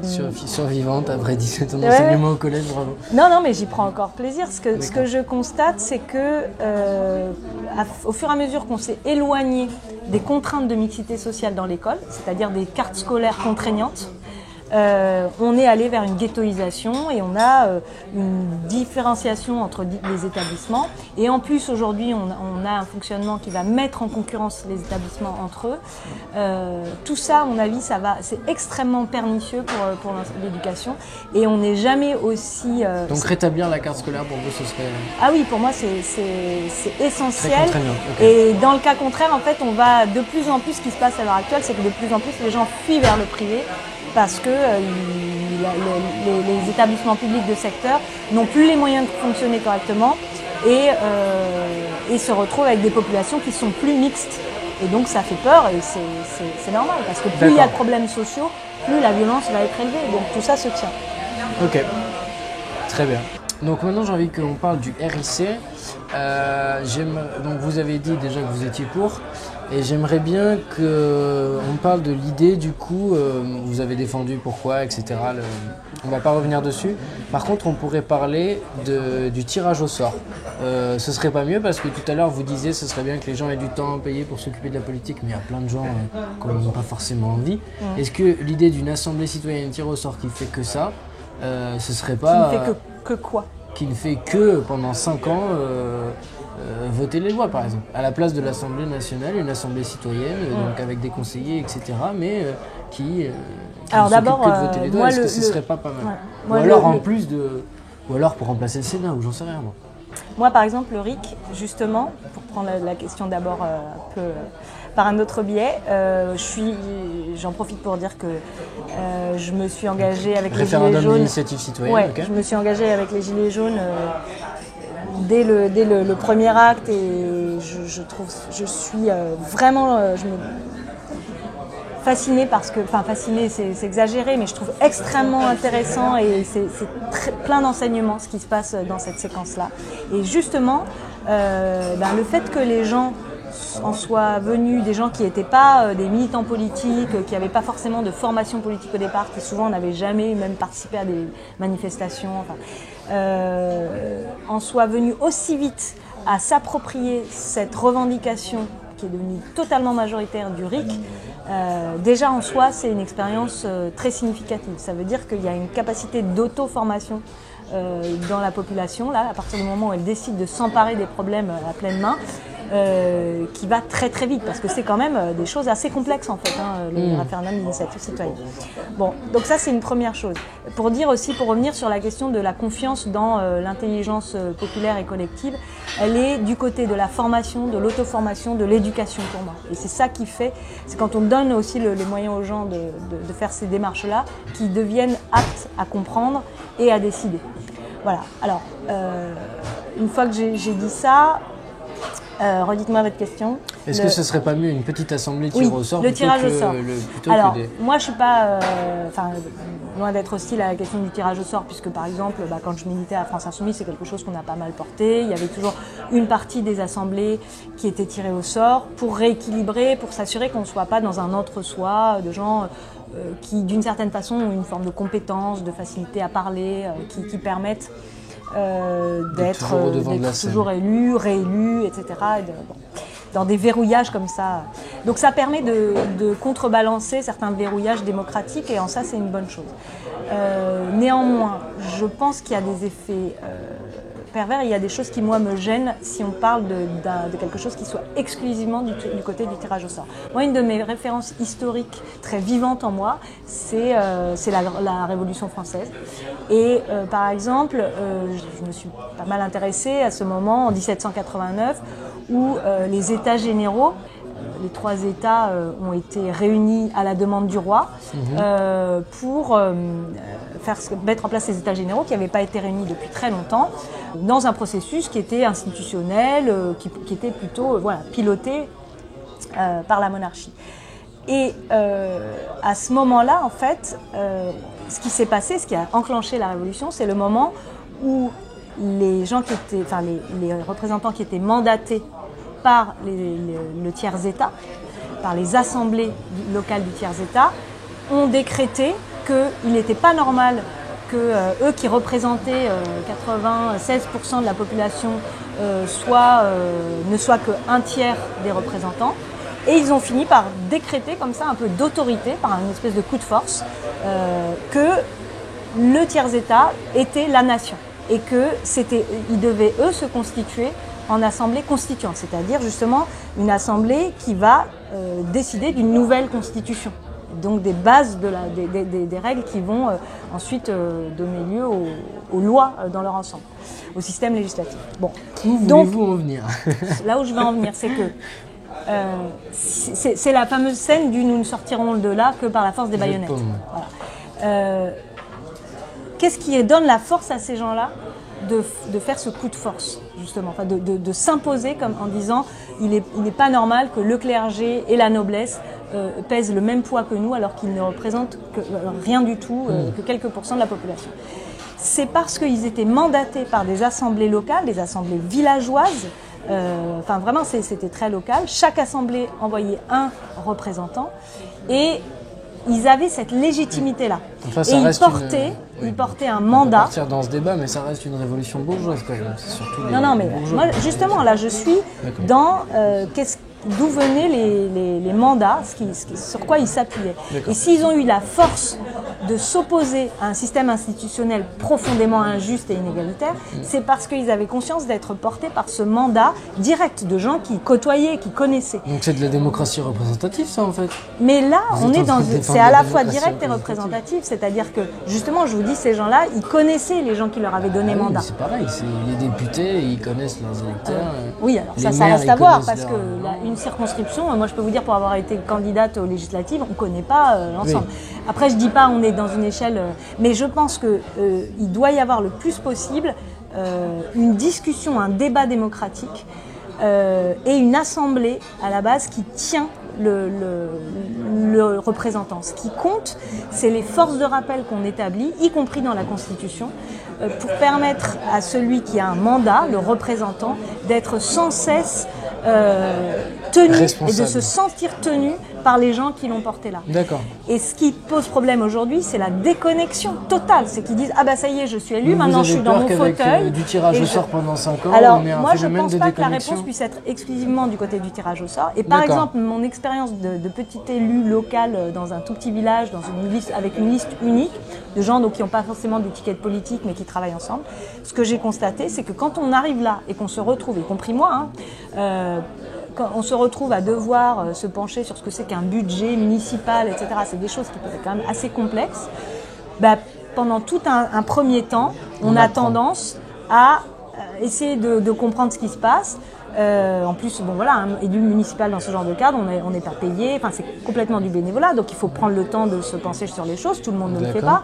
Et quand on le fait, ça prend du temps. Et dans le temps où on ne sait pas encore, quand on est propulsé là, et pourtant moi j'avais fait le choix d'y aller, je n'étais pas tirée au sort, mais n'empêche qu'on se retrouve à faire un peu par mimétisme. Ceux avec qui j'étais, qui eux étaient là pour leur 3e, 4e, 5e mandat, disaient non, mais on a toujours fait comme ça, etc. Et c'est petit à petit que je me suis rendu compte qu'en fait, là où on avait toujours fait comme ça, parfois on avait fait ils avaient fait d'énormes bêtises qu'on payait encore des années après. Mais il faut le temps de se former. Et voilà. Et donc le problème d'un tiré au sort qui se retrouve propulsé dans une assemblée comme ça, c'est est-ce qu'il a les moyens vraiment de travailler correctement? Sur chaque sujet, les gens sont formés. C'est un peu l'idée de l'Assemblée citoyenne pour le climat là, qui a été faite. Oui, après ils sont formés par qui, comment, quels sont qui tirent les ficelles, c'est aussi toujours une. Il faut qu'il y ait des gens, mais voilà, moi, divers avis, en tout cas, pour moi, la base de la démocratie, c'est le débat, c'est l'échange, c'est la parole, c'est la discussion contradictoire. Et donc, il doit y avoir à la base. Ces gens-là discutent et sont dans la discussion contradictoire. C'est juste une assemblée, donc elle sert à ça. Oui, mais en fait, eux n'ont mandat de personne. Donc ils décident en leur nom propre. Mais je comprends pas, vous défendez la démocratie directe et vous défendez le mandat. Il y a un truc un peu... Je comprends pas. Je n'ai pas dit forcément toujours direct, j'ai dit que c'est une démocratie effective. D'accord. Et qu'à l'heure actuelle, les mandats... Une démocratie vraiment effective, c'est quand on connaît les gens. Disons que... Donc, si on a le mandat de gens qu'on connaît, on se sent plus responsable. C'est pas si simple que ça. Ce que je veux dire, c'est que... Dites-moi, je suis égal. La cellule de base qu'est l'Assemblée, où on discute, où on débat, où des citoyens vont réfléchir collectivement, mais à une échelle suffisante, mais pas non plus complètement noyée, fait qu'on élabore une pensée collective, on avance ensemble et qu'on se met d'accord, on va tomber sur quelque chose qui peut faire consensus à un moment donné, et c'est ça qui fait le mandat, et c'est ça qui tient le représentant. Le problème, c'est quand le représentant se croit complètement déconnecté de ce qui fait son mandat. Par exemple, lors de la Commune de Paris, et c'était déjà, ça datait déjà de la Révolution française, mais il y a eu la question du mandat impératif. Donc le mandat, ça ne veut rien dire. Il y a plein de types de mandats. Peut-être qu'aujourd'hui, pour sortir des dérives de la démocratie représentative, on aurait intérêt à revenir vers quelque chose qui soit de l'ordre du mandat impératif dans certains domaines, par exemple. Mais il y a plein de choses à réfléchir. Qu'est-ce que c'est le mandat impératif ? Le mandat impératif, c'est quand la personne que vous élisez, à qui vous donnez mandat, vous l'élisez en disant mais tu y vas pour faire ça, ça et ça, et très précisément, il n'a pas le droit de faire autre chose. Okay. On est aujourd'hui pour gérer les affaires courantes, du coup, comment on fait Non, mais je ne dis pas que c'est l'alpha et l'oméga, je dis qu'il y a plein de modalités de mandat et qu'il faut réfléchir aux formes de mandat qui vont faire que l'élu se sente tenu, vraiment tenu, redevable et tenu vis-à-vis de ses électeurs. Et qu'il est au service de ses électeurs. C'est pas le contraire. Les citoyens ne sont pas au service de leurs élus, c'est les élus qui devraient sans cesse se souvenir qu'ils sont au service de leurs électeurs et de ceux qui les ont élus. Et qu'ils ont un devoir envers eux et pas le contraire. Or, de plus ça va, plus les élus se considèrent une fois élus, mais ça date, c'est pas nouveau, à la Révolution française, il y avait déjà des gens qui étaient de ce côté-là. Et c'est sans doute en partie ceux qui ont fini par l'emporter d'ailleurs. Mais moi je pense au contraire que le mandat, il n'a de sens que s'il tient très étroitement le représentant et que la marge de liberté qu'il a et d'autodétermination justement doit être discutée de façon très précise par ceux qui l'envoient au charbon. D'accord, ok. Je vois, donc ça s'éclaircit un peu. C'est créer mettre en place des forces de rappel. C'est par exemple dans le RIC, la question de la révocation, le référendum révocatoire. Okay. C'est ça, savoir qu'on est révocatoire, ça oblige à faire attention à ce qu'on décide par rapport aux engagements qu'on a pris. D'accord. Voilà. Ok, ouais, c'est une bonne idée. Donc composer des élus avec référendum révocatoire possible, par exemple une assemblée, et puis le Sénat le transformer par exemple en quelque chose une assemblée tirée au sort des citoyens par exemple, ce genre de choses, avec deux chambres comme ça qui pourraient se compenser, une tirée au sort et une plus représentative par exemple. Il peut avoir sa place dans la démocratie et il faut y réfléchir, mais il ne doit pas être systématique à mon avis. Pas un Sénat tiré au sort là. Pas un Sénat tiré au sort tous les 5 ans, ça vous paraît...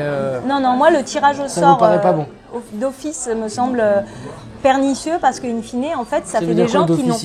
Quand est-ce qu'il faudrait le faire, parce que les gens tirés au sort n'ont pas de lien avec ceux pour qui ils sont censés travailler. Ceux qui sont les électeurs aujourd'hui. Non, mais ça crée un truc, ça crée une unité dont vous parliez aussi tout à l'heure. C'est une unité d'être français, c'est-à-dire je suis tiré au sort pour ok, je dois défendre. Oui, mais les Français, il faut que les gens qui décident pour nous puissent avoir conscience de ce que veulent les Français. Mais sinon ça marche pas trop mal quand les gens sont tirés au sort, hein, d'après les expériences. Parce que le problème de la démocratie représentative, même avec mandat extrêmement précis, etc., c'est que c'est toujours quand même les mêmes classes populaires, c'est-à-dire classe moyenne supérieure. Ah, mais ça, il faut y travailler, bien sûr. Ça, oui, mais il faut y travailler, mais comment on fait pour que les ouvriers, etc., ils puissent se sentir légitimes et qu'ils aient envie de se présenter à ces trucs-là?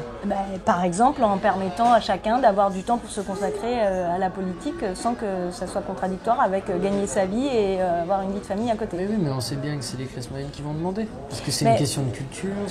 Ça se travaille aussi dans l'éducation. C'est une question de se sentir légitime. Regardez aujourd'hui, les gilets jaunes, ils sont emparés du RIC, ils font de la politique au sens noble, au sens premier. Ouais. Tous les week-ends, ils se mobilisent là-dessus et même tous les jours. Je pense que les gens ont fondamentalement envie de pouvoir s'occuper de ça et que plus on leur a depuis des années raconté que c'était pas leur affaire et qu'on allait gérer les choses sans eux et que ça allait bien se passer comme ça, le résultat c'est que c'est catastrophique, qu'on va maintenant au chaos, que ce soit démocratique, politique ou environnemental, et donc maintenant les gens sentent que c'est le moment de reprendre la main sur tout ça. Et je crois qu'ils sont intéressés, ils sont en train de se former majoritairement à ces questions-là. Et regardez aujourd'hui, par exemple, le nombre de séries télévisées qui sont le Baron Noir et tout, qui se tournent sur la chose politique. Ça montre bien qu'il y a un vrai intérêt populaire pour ces questions-là. Oui, pour la lutte politique, mais pas forcément pour le fond des dossiers. Non, pour je crois pas. Prendre le temps ce qui intéresse les gens, c'est pas la lutte politique. C'est ce qui est mis en valeur, excusez-moi. Non, mais ça, c'est ce qui intéresse les médias. C'est ce qui intéresse les médias. Non, mais... les gens sont romantiques au sens où ils aiment les histoires des gens et des personnes. Et c'est pour ça que ça, c'est vous qui le dites. Moi, je pense qu'il y a vraiment un intérêt profond Vous êtes professeur de français, vous voyez bien comment sont faits tous les romans que les gens préfèrent. Ça parle de gens, ça parle pas de dossier. Mais ça, c'est bien sûr. Mais ça dépend du côté de la littérature. Ça parle des gens, ça parle de leurs soucis, ça parle d'émotions. Oui, mais des gens, mais ça, alors parlons de littérature. Toute l'histoire de la littérature, elle s'est faite aussi. Il y a eu tout un courant qui a été vers ce souci de s'intéresser justement à monsieur et madame tout le monde. On est parti d'une littérature qui était très élitiste. S'intéresser de monsieur et madame tout le monde, c'est quand même s'intéresser à des gens. Bah oui, non, mais je dis pas. On raconte la vie des gens dans les romans. Bien sûr, oui, mais la politique, c'est la vie des gens. Décider de la politique, c'est décider de la vie des gens. Oui, mais s'intéresser à un dossier, le potasser vraiment pour être sûr d'avoir un bon avis. Je sais pas, par exemple, le glyphosate, aller éplucher des études ou essayer de se renseigner sur toutes les choses. Typiquement, le glyphosate, c'est un truc qui intéresse vraiment tout un chacun parce que c'est la santé de leurs enfants. Par exemple, tous les gens qui se cultivent et qui vont vraiment voir les études, etc., ils me disent non, mais il n'y a aucune étude contre le glyphosate. Et tous les autres, il y a plein d'autres gens qui sont contre, on dirait de manière dogmatique. Les élus sont là pour se pencher là-dessus. Mais le problème, c'est que si les élus, aujourd'hui, les élus En Marche, votent en fonction de ce qu'on leur dit de voter dans leur parti et plus du tout en fonction de ce qu'on attend d'eux, de ce que ceux qui les ont élus attendent et veulent, et ben là on sur déconnecte. Le glyphosate, par exemple, il y a beaucoup de gens qui estiment que c'est dangereux alors qu'il n'y a aucune étude qui montre que c'est dangereux. C'est-à-dire les études n'ont pas tendance à montrer que c'est dangereux, ça a tendance à montrer plutôt l'inverse. Et pourtant l'opinion publique se met plutôt contre le glyphosate. Non, mais moi je suis pas d'accord avec vous pour dire que le glyphosate n'est pas dangereux, c'est faux. Mais je vous parle même pas de ça, peu importe. Oui, c'est juste pour dire que. Moi, par exemple, dans l'Aude. Vous avez fondé votre avis comment? Dans l'Aude, là pour le coup, je me suis un peu intéressée à la question dans mes campagnes. Mais je demande pas du tout ça de manière.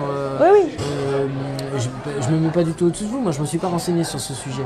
C'est juste que j'ai plusieurs sources qui me disent, des gens plutôt cultivés scientifiquement, qui me disent qu'ils ont épluché les trucs. Moi, je vous dis, il y a plein de gens qui vont se renseigner directement, précisément, et qui sont pas forcément des professionnels. Tous les deux, on fait appel à, finalement, on a des, entre guillemets, des leaders d'opinion, c'est-à-dire des gens sur qui, sur ce point, on fait confiance. Mais allez-y, renseignez-vous. Vous verrez que les études montrent au contraire que c'est Mais par exemple, dangereux. vous êtes fait votre opinion comment ? les gens les études qui disent que c'est pas dangereux, en réalité, ils sont jugés partis. C'est ça qui s'est avéré. Moi, je sais pas, j'ai les deux sons de cloche, je sais pas quoi en penser. Prenons un autre exemple. Non, je sais pas comment en penser, mais juste sur quoi vous êtes fait votre opinion là-dessus?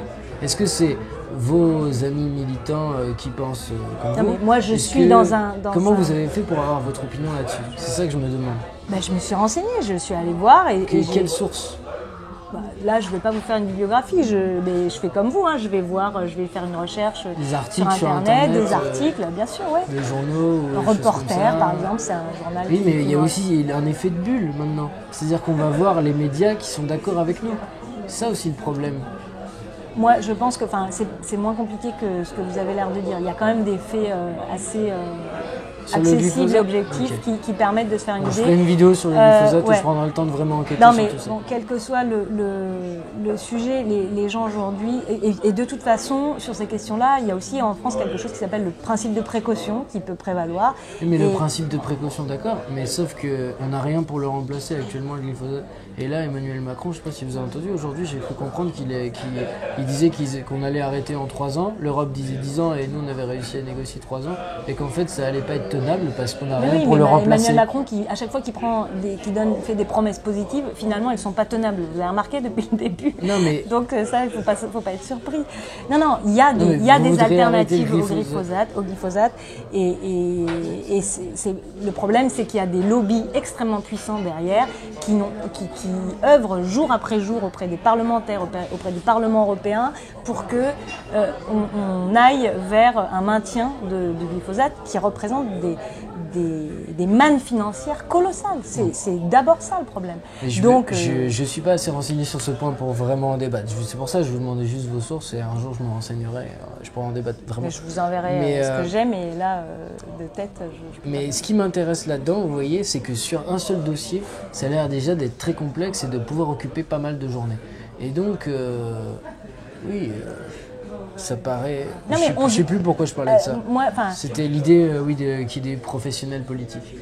Mais moi je ne pense pas que dans un pays comme le nôtre, on puisse se passer de gens qui vont réellement à plein temps se pencher sur ces questions-là. La question, c'est le contrôle qu'on aura sur eux. C'est entre leur mandat qui travaillent aussi. C'est quel contrôle on garde sur eux. Okay. Et quel contrôle, comment eux se sentent suffisamment contrôlés, surveillés, observés pour ne pas se raconter à un moment donné qu'ils peuvent faire ce qu'ils veulent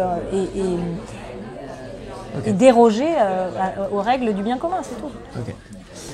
Qu'est-ce que vous pensez de ceux qui disent que l'héritage, il faudrait peut-être arrêter? C'est-à-dire d'une manière ou d'une autre, par exemple, mettre un plafond ou taxer à 90% les héritages, ce genre de choses, parce que finalement, ça fait que en fait, les riches d'aujourd'hui, les très riches d'aujourd'hui sont pour la plupart des gens qui ont hérité et qui continuent de s'enrichir et que ça continue d'accroître les inégalités. Est-ce que vous êtes d'ailleurs contre les inégalités? Pourquoi? Je pense que par rapport aux héritages, qu'est-ce que vous en pensez? Sur les inégalités, elles ont explosé ces dernières années. Elles continuent à s'aggraver sous Emmanuel Macron. Là, les dernières études l'ont montré. Donc toutes les politiques qui ont été mises en place par les derniers gouvernements sont allées dans ce sens-là, tout en nous racontant systématiquement l'inverse, que ce soit en ruisselant ou on nous a toujours dit que c'était pour réduire les inégalités et ça ne fait qu'augmenter. Donc s'il nous fallait une preuve que les politiques actuelles vont dans le mauvais sens, elle est là déjà, dans l'augmentation des inégalités. Sur l'héritage, il est certain que ça fait partie des processus déterminants dans le maintien de ces inégalités et de certaines élites économiques. Néanmoins, il n'est pas question de supprimer toute forme d'héritage. Moi, je suis effectivement pour plafonner au-delà d'un certain montant.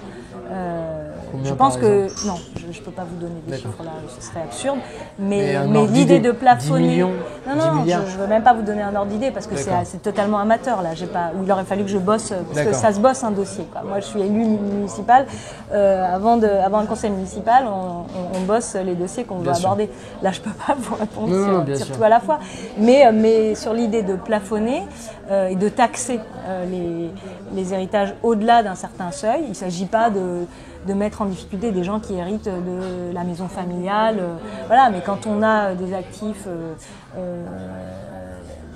démentiels, des biens immobiliers qui sont colossaux, ça peut être, c'est logique qu'il y ait une taxe là-dessus pour rééquilibrer les égalités dans la société. Ouais. D'accord. Ok. L'immigration, qu'est-ce que vous pensez de l'immigration? Est-ce qu'il y en a trop, pas assez? Oui, non, pourquoi? Moi, là-dessus, je pense qu'on a beaucoup de fantasmes du côté de l'immigration, des deux côtés. Et je crois vraiment que la question de l'immigration, à l'heure actuelle, il faut prendre une émigration, ou l'immigration en tant qu'elle est, le fait de quitter son pays pour aller chercher ailleurs une vie meilleure ou simplement la survie. Je vais dire ce qui est le positionnement philosophique classique de ma famille politique, c'est de dire qu'on doit d'abord lutter contre les causes de ces migrations-là, que ce soit du côté économique, que ce soit les guerres, que ce soit le réchauffement climatique. On doit d'abord s'attaquer à ces problèmes-là. Oui, mais quand on n'y est pour rien, c'est-à-dire que c'est pas nous qui avons provoqué une guerre ou que... globalement, il y a quand même pas mal des guerres actuelles dans lesquelles les puissances occidentales ont un rôle déterminant. Oui. Donc c'est là-dessus, c'est à ça qu'il faut s'attaquer. Mais si par exemple demain il y a d'énormes vagues migratoires à cause du réchauffement climatique par exemple, tout bêtement. Ça, de toute façon, il faut l'anticiper. Ouais. Et d'ailleurs... Qu'est-ce qu'on fait? Si demain il y a, je sais pas... Mais je pense que déjà, on doit commencer par se demander comment on lutte contre ce réchauffement climatique et que là, on va complètement à l'opposé de ça. Donc déjà, on est d'accord. On a en partie répondu à l'inverse de ce qu'il faudrait faire. Mais si on échoue? Oui, mais moi je ne voudrais pas partir en me disant qu'on va échouer parce que le problème du réchauffement climatique, c'est pas seulement les migrations. Non, mais il pourrait y avoir plein d'autres raisons pour les migrants. La planète va devenir totalement invivable. Donc effectivement, on voit bien, c'est comme une fourmilière. Hein, quand on met un grand coup de pied dedans, ça va aller un peu partout et là où on a une chance de s'en sortir. Mais si à la fin c'est pour tous crever, la question c'est pas. Mais c'était un exemple comme un autre. Il peut arriver plein d'autres choses. Je sais pas, un virus ou je ne sais quoi. Comme on voit en ce moment, on voit bien que le monde regorge de surprises. Et mais si à un moment il y avait moi, je pense que migrants, il faut aller vers faire en sorte que... Est-ce qu'il y a des seuils que la France peut accepter ou à partir d'un certain seuil il faudrait limiter? Mais ça, oui, il y a évidemment des seuils. Moi, je ne suis pas de ceux qui pensent que les no borders, qui considèrent qu'il ne doit pas y avoir de frontières, etc. Okay. Ça n'a jamais été... le cas et ça n'a pas vraiment de sens parce que on est dans une entité qui fait corps politique et donc tout ça c'est normal qu'il y ait une limite et qu'elle ait un sens, y compris à ce niveau-là. Il y a des lois qui s'appliquent aux citoyens qui les votent et que donc, voilà, la question c'est à quel niveau on est dans la justesse et quand il y a des lois qu'on les applique vraiment, c'est-à-dire qu'à l'heure actuelle on voit bien comment le gouvernement en place va rendre extrêmement compliqué parfois l'accès au droit d'asile pour des gens qui y auraient droit. Donc ça, c'est pas acceptable et il faut respecter la loi et faire en sorte que cette loi soit juste. Après, tout ça, c'est extrêmement complexe.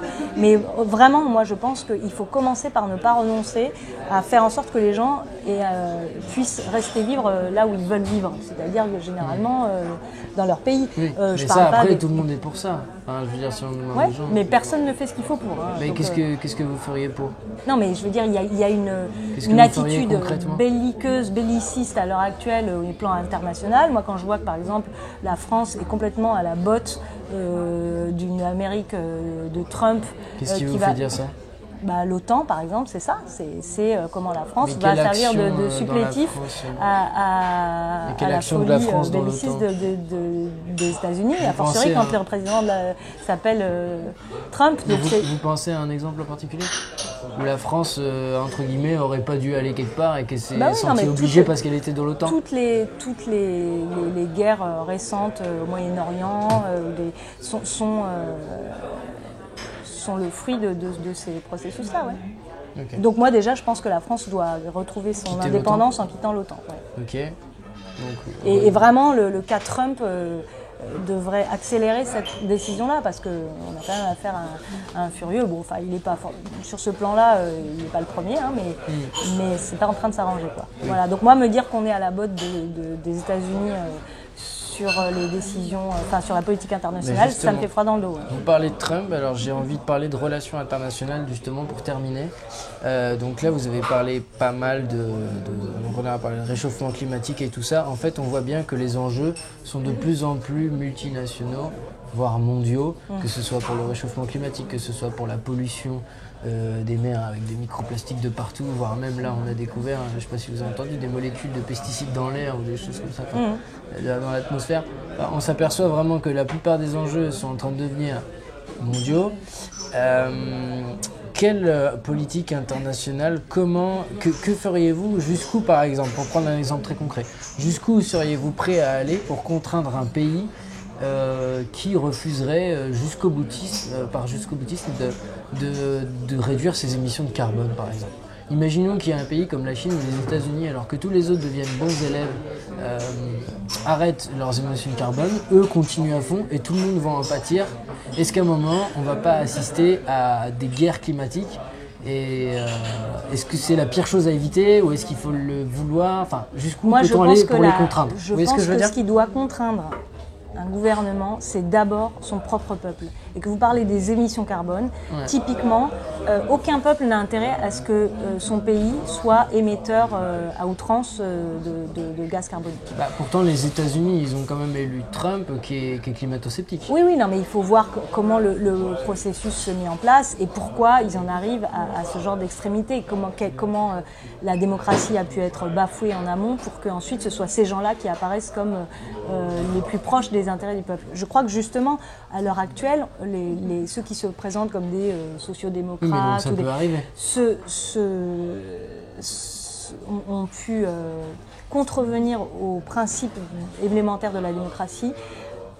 Tout ça fait que les peuples exaspérés se tournent vers des gens qui ont de mauvaises solutions à proposer, mais parce que c'est une expression d'une colère populaire qui est légitime. Cette colère, elle est légitime.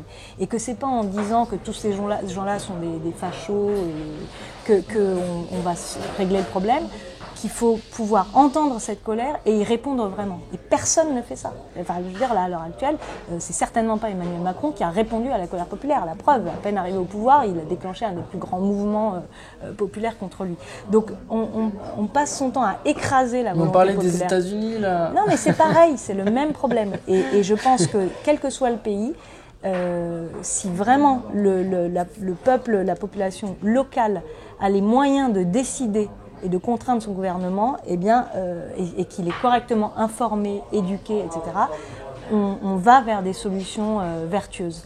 Et c'est pas, c'est d'abord de là que ça doit venir. Pour moi, la souveraineté populaire, c'est vraiment la base de tout. D'accord. Voilà. Donc, jamais, voilà, mais vous répondez quand même pas à ma question, donc je vais la reposer. Si jamais il y a une personne, on est beaucoup de pays sur Terre. On peut imaginer qu'il y a un pays même qui est les gens qui soient totalement climato-sceptiques et qui refusent totalement et que ce soit un gros pays pollueur comme la Chine ou les États-Unis et qui refusent de diminuer leurs émissions. Comme d'ailleurs, c'est totalement le cas des États-Unis en ce moment. Mais oui, mais bien sûr. Jusqu'où peut-on aller pour les contraindre ? Vraiment, qu'est-ce qu'on devrait faire ? Non, mais cette question n'a pas de sens. On ne se demande pas comment contraindre la Chine. En réalité, on court derrière en abondant dans ce système de commerce international complètement dément, où la moitié du monde est dépendante de l'autre moitié et où les produits font 12 fois le tour du monde. Donc ce que vous proposeriez, c'est d'arrêter ces commerces-là, de nous isoler, non, mais à partir du moment où on accepte ce fonctionnement-là, on accepte les gaz à la preuve, c'est que c'est le coronavirus qui fait baisser les gaz à émissions de... D'accord, vous voulez avoir une vision absolument collective, je veux bien, mais tout le monde n'a pas une vision collective. Donc imaginons que demain, on abandonne ça. Qu'est-ce qui se passe ? Eux, ils vont continuer. Je veux dire, le gouvernement français, demain, vous êtes au pouvoir.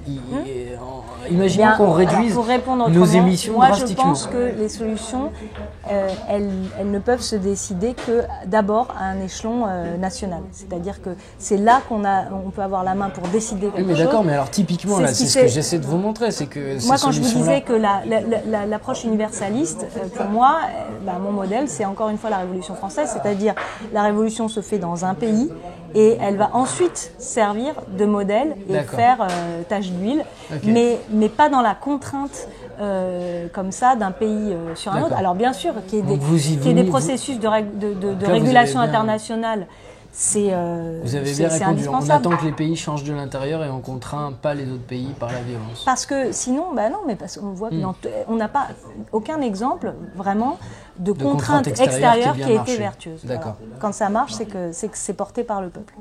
Ok. Historiquement. Ok. Bon. Merci beaucoup. Ça fait quoi 3 heures de... Non, ça fait rien. 1h38. Ouais, c'est beaucoup déjà. Ouais. Bon, c'est génial, on a parlé de plein de choses. Je t'en ai super bien sorti, c'est génial. Enfin, je te tutoie, ouais, tu as interviewé. Ouais, moi ça me va très bien. T'as fini là Ouais, merci. Qu'est-ce qu'on peut dire à jeudi prochain par exemple, en regardant la caméra comme ça. À jeudi prochain. À jeudi prochain. Attends, 1, 2, 3. À jeudi prochain. Ok. J'ai interviewé une copine qui est abstentionniste. Et j'ai voulu comprendre pourquoi. Très intéressant. Ouais. On n'en a pas parlé nous. Ben non, tu veux qu'on en parle? Ouais, c'est intéressant, vas-y. Allez. Ouais, mais là, ça va te faire 2h30. Quelle heure il est là? C'est YouTube, il n'y a pas de limite. Hein. Ouais. Alors, donc dernière petite question. On a interviewé déjà une personne sur la chaîne qui s'appelle Marie et qui ne vote pas parce qu'elle considère que ça ne sert à rien, qu'on ne pourra rien changer, que c'est toujours les mêmes au pouvoir, etc. Qu'est-ce que vous lui répondez? Eh bien, je pense que moi, c'est vraiment d'abord à ces personnes-là que j'ai envie de m'intéresser. Et je pense que la priorité de tous les hommes politiques à l'heure actuelle, ça devrait être de s'intéresser à ces gens-là, d'aller discuter avec eux. Donc je vais regarder avec intérêt, moi je le fais déjà dans la vie de tous les jours. Par exemple, sur les ronds-points avec les gilets jaunes, c'est un sujet que j'ai beaucoup discuté. Et donc, moi je considère qu'ils ont vraiment d'excellentes raisons d'être écœurés de la vie politique institutionnelle, qu'on a tellement souvent bafoué leur confiance que c'est comme ça dans les rapports humains quand on vous 1, 2, 3, 4 reprises on vous raconte des cracks et on fait le contraire derrière, vous n'avez plus confiance dans les personnes et vous ne pensez pas utile d'aller encore leur donner quitus pour diriger le pays. Donc moi ça me semble tout à fait logique, assez cohérent même, je dois dire de plus en plus j'ai du mal à faire la leçon aux gens en disant si il faut absolument aller voter. Moi je continue à aller voter par principe mais je comprends vraiment que certains soient arrivés au bout de leur écœurement et refusent d'aller voter. Toute la mission d'une personne politique à l'heure actuelle, ça devrait être de se montrer à nouveau digne de cette confiance-là qui consiste à mettre un bulletin dans l'urne. D'accord. Ok. Il y a un autre grand profil des gens qui ne votent pas en général, et je pense qu'il est même plus que majoritaire, c'est les gens qui ne se sentent pas légitimes en fait. Ils se disent non mais sur trop de sujets j'y connais rien, je ne sais pas qui est le meilleur candidat, je préfère même pas voter parce que je pense que mon avis est mauvais ou je voterai mal quoi. Ouais mais ça c'est aussi parce que la parole politique est complètement démagnétisée et que les gens ont compris. Pourquoi ils ont l'impression de rien comprendre? C'est qu'ils passent leur temps à être face à... Alors pas tous, je pense que moi je ne mets pas tout le monde dans le même sac, mais n'empêche que la plupart fonctionnent par éléments de langage et par... ils racontent absolument le contraire de la réalité ou de ce qu'ils font en réalité. On est confronté à ça tous les jours en ce moment. Donc les gens savent que c'est pas en écoutant tel homme politique qu'on va comprendre ce qui se passe, même s'il y en a qui font quand même ce boulot. Et donc ils ne savent plus vers où se tourner pour comprendre. En plus là aujourd'hui il y a les accusations en complotisme etc. Donc où se tourner pour avoir une information qui soit sérieuse et de bonne foi. Et c'est la disqualification de la parole politique qui fait que les gens ne croient plus dans ce qu'on leur raconte et se sentent incompétents. Et c'est aussi le fait qu'on leur raconte à longueur de temps qu'il y a des gens qui sont compétents et des gens qui sont incompétents. En politique, tout le monde devrait être compétent pour se faire une idée. Mais pour ça, il faut être éduqué. Le monde est devenu extrêmement complexe, avec une multitude de dossiers. tellement difficile à maîtriser. Comment se sentir légitime pour voter aujourd'hui? C'est hyper difficile. Non, comment savoir? C'est compliqué. C'est pour ça aussi que je fais ces interviews. Mais c'est d'autres. Comment savoir ce qui est bien ou mal en politique alors que ce monde est devenu si complexe? Non, mais on n'a pas besoin pour voter pour tel ou tel de savoir d'être pointu sur chaque dossier. Simplement, c'est de la responsabilité de ceux qui s'engagent en politique de pouvoir expliquer les choses honnêtement et un peu précisément. Mais d'abord honnêtement. En fait, le problème, c'est qu'ils passent leur temps à entendre des cracks, les gens en politique. Plus ça va, plus une parole politique, ça veut dire une parole de menteur. Donc comment voulez-vous qu'ils estiment qu'ils sont renseignés sur les choses? Si vraiment, et ça n'a pas toujours été le cas, il y a quand même, c'est allé en s'aggravant énormément. Donc il faut, c'est cette confiance-là qu'il faut rétablir. Et c'est du boulot, quoi. C'est aussi faire le boulot. C'est pas se contenter d'éléments de langage. C'est vraiment aller creuser les dossiers quand on est un homme politique ou une femme politique, aller creuser les dossiers et montrer qu'on ne fait pas n'importe quoi. Et c'est de la pédagogie, mais au vrai sens. Moi, je n'en peux plus d'entendre les hommes politiques dire, les hommes en responsabilité, là, nous dire c'est parce qu'on a manqué de pédagogie. Donc, sous-entendu, les gens sont trop idiots pour comprendre. Non, la politique, on devrait partir du principe ils ont mal expliqué, que c'est l'affaire de tous. Et à partir du moment où les hommes politiques se contraignent à ça, déjà, on aura fait un grand pas en avant. Là, plus on nous raconte que c'est une affaire d'experts et que c'est trop compliqué pour que les Français lambda comprennent, plus on voit que les choses se font contre les intérêts du peuple et de l'intérêt général. D'accord. Ok. Donc, voilà, donc je vais regarder. Non, c'est pas ce que je dis. Je dis, mesdames et messieurs les responsables politiques, faites le boulot pour rétablir cette conscience-là. Soyez clairs. C'est d'abord un devoir du côté des hommes et femmes politiques, pas des électeurs. D'accord. Je vais regarder avec intérêt cette émission avec Marie pour entendre ce qu'elle a à dire. Ce qui est terrible, c'est que c'est pas hyper instructif en plus, parce que c'est beaucoup de poncifs. Non, mais je l'adore, Marie. C'est vraiment une bonne amie. Mais là-dessus, en fait, on voit que ses avis sont assez tranchés, manque de finesse, qu'elle n'est pas cultivée sur le sujet. Et en fait, tout simplement, je pense qu'elle n'a pas envie de prendre du temps pour le faire. C'est aussi redonner envie aux gens d'aller voter. Moi, je comprends à l'heure actuelle. Même moi, qui étais une militante acharnée. Oui, ça se comprend aussi. Quand on a l'impression que son vote compte pas, ça donne pas envie de s'intéresser. J'ai un peu l'impression, j'ai un certain écœurement. Voilà, donc plus ça va, plus je vois pas très bien vers où on peut aller. Donc vraiment, je comprends sincèrement. D'où vient cet écœurement? Ouais. D'où vient cet écœurement? À moi Non, c'est plutôt que je suis... c'est une espèce de perplexité, quoi. Et puis, oui, d'avoir été... Bon, là, j'ai pas envie de rentrer dans les détails de ça, mais vous n'avez pas envie de taper parcours... sur la maison France Insoumise? Non, pas spécialement, parce que là, pour le coup, par exemple, au niveau du programme, je serais encore prête à défendre ce programme n'importe quand. Enfin, voilà. Après, c'est vrai que c'est des expériences personnelles qui m'ont montré que... la façon dont on porte, on rend victorieux un programme, justement, c'est une vraie question. Et chez moi, ça a créé des désaccords politiques, mais c'est des désaccords politiques, voilà. Et donc, mais voilà, j'ai absolument aucun doute sur le fait que le programme de l'avenir en commun peut encore évoluer, mais c'est un énorme boulot pour le coup, justement, qui a permis de consulter des spécialistes de chaque question de façon très attentive, et c'est un boulot beaucoup plus abouti que tout ce qui peut se trouver à l'heure actuelle. Par contre, comment on permet aux gens de s'approprier cet outil-là, d'en avoir connaissance, etc., c'est aussi une question à part entière qui n'a peut-être pas été menée jusqu'au bout. D'accord, ok. Merci beaucoup, en tout cas c'est vraiment très éclairant sur vos idées et pourquoi vous les avez, votre construction éthique et politique.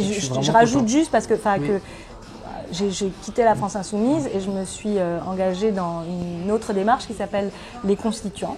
J'invite les gens à aller voir sur lesconstituants.fr. Okay. Et c'est une plateforme comme ça, on a des cercles constituants locaux, on a une démarche nationale et on fait des émissions avec... QG, Quartier Général, le média de Hauts-de-Lancelin. Voilà, donc si les gens ont envie de s'intéresser à ça, et c'est pas une démarche électorale, mais on parle du mouvement constituant, c'est-à-dire tout ce qui fait que, à l'heure actuelle, et là en particulier depuis les Gilets jaunes et ce qui est en train de se passer comme mouvement populaire, là, le peuple est en train de prendre conscience de lui-même, de se constituer, de prendre conscience de ce qu'il veut collectivement. C'est un travail qui est enclenché, mais qui doit encore être mené beaucoup plus loin pour permettre justement que le peuple puisse décider pour lui-même. Et moi, c'est vraiment ça qui me tient à cœur. Donc c'est une démarche qui n'est pas électorale, on ne participe pas aux élections, mais de réflexion collective. C'est une démarche pédagogique. Même pas, non. Vous aimez pas le la mot. pédagogie, je garde ça pour mon boulot. Je suis prof, je fais ça du mieux que je peux, mais là, je ne fais pas de pédagogie en politique. Il y a la connotation enfant. De l'éducation populaire, oui. Mais pas de la pédagogie. Il y a la connotation enfant dans la Exactement. pédagogie, c'est ça le problème. Ouais, c'est pour ça qui s'adresser fait aux méprisant. enfants. Ouais. Et moi, je ne supporte pas qu'on emploie ce terme-là en politique. Je comprends bien. Okay. Parce qu'on est d'égal à égal, on revient au début de ce que je disais. On essaie. On essaie, ouais. Merci beaucoup Manon Le Merci. Breton. C'était génial. À bientôt. Et bon courage, bonne continuation. Bah ouais, carrément. Et c'est beaucoup d'énergie que vous avez donné là. Donc merci beaucoup. Bah avec plaisir, non, mais c'est intéressant aussi de se confronter à ces questions-là.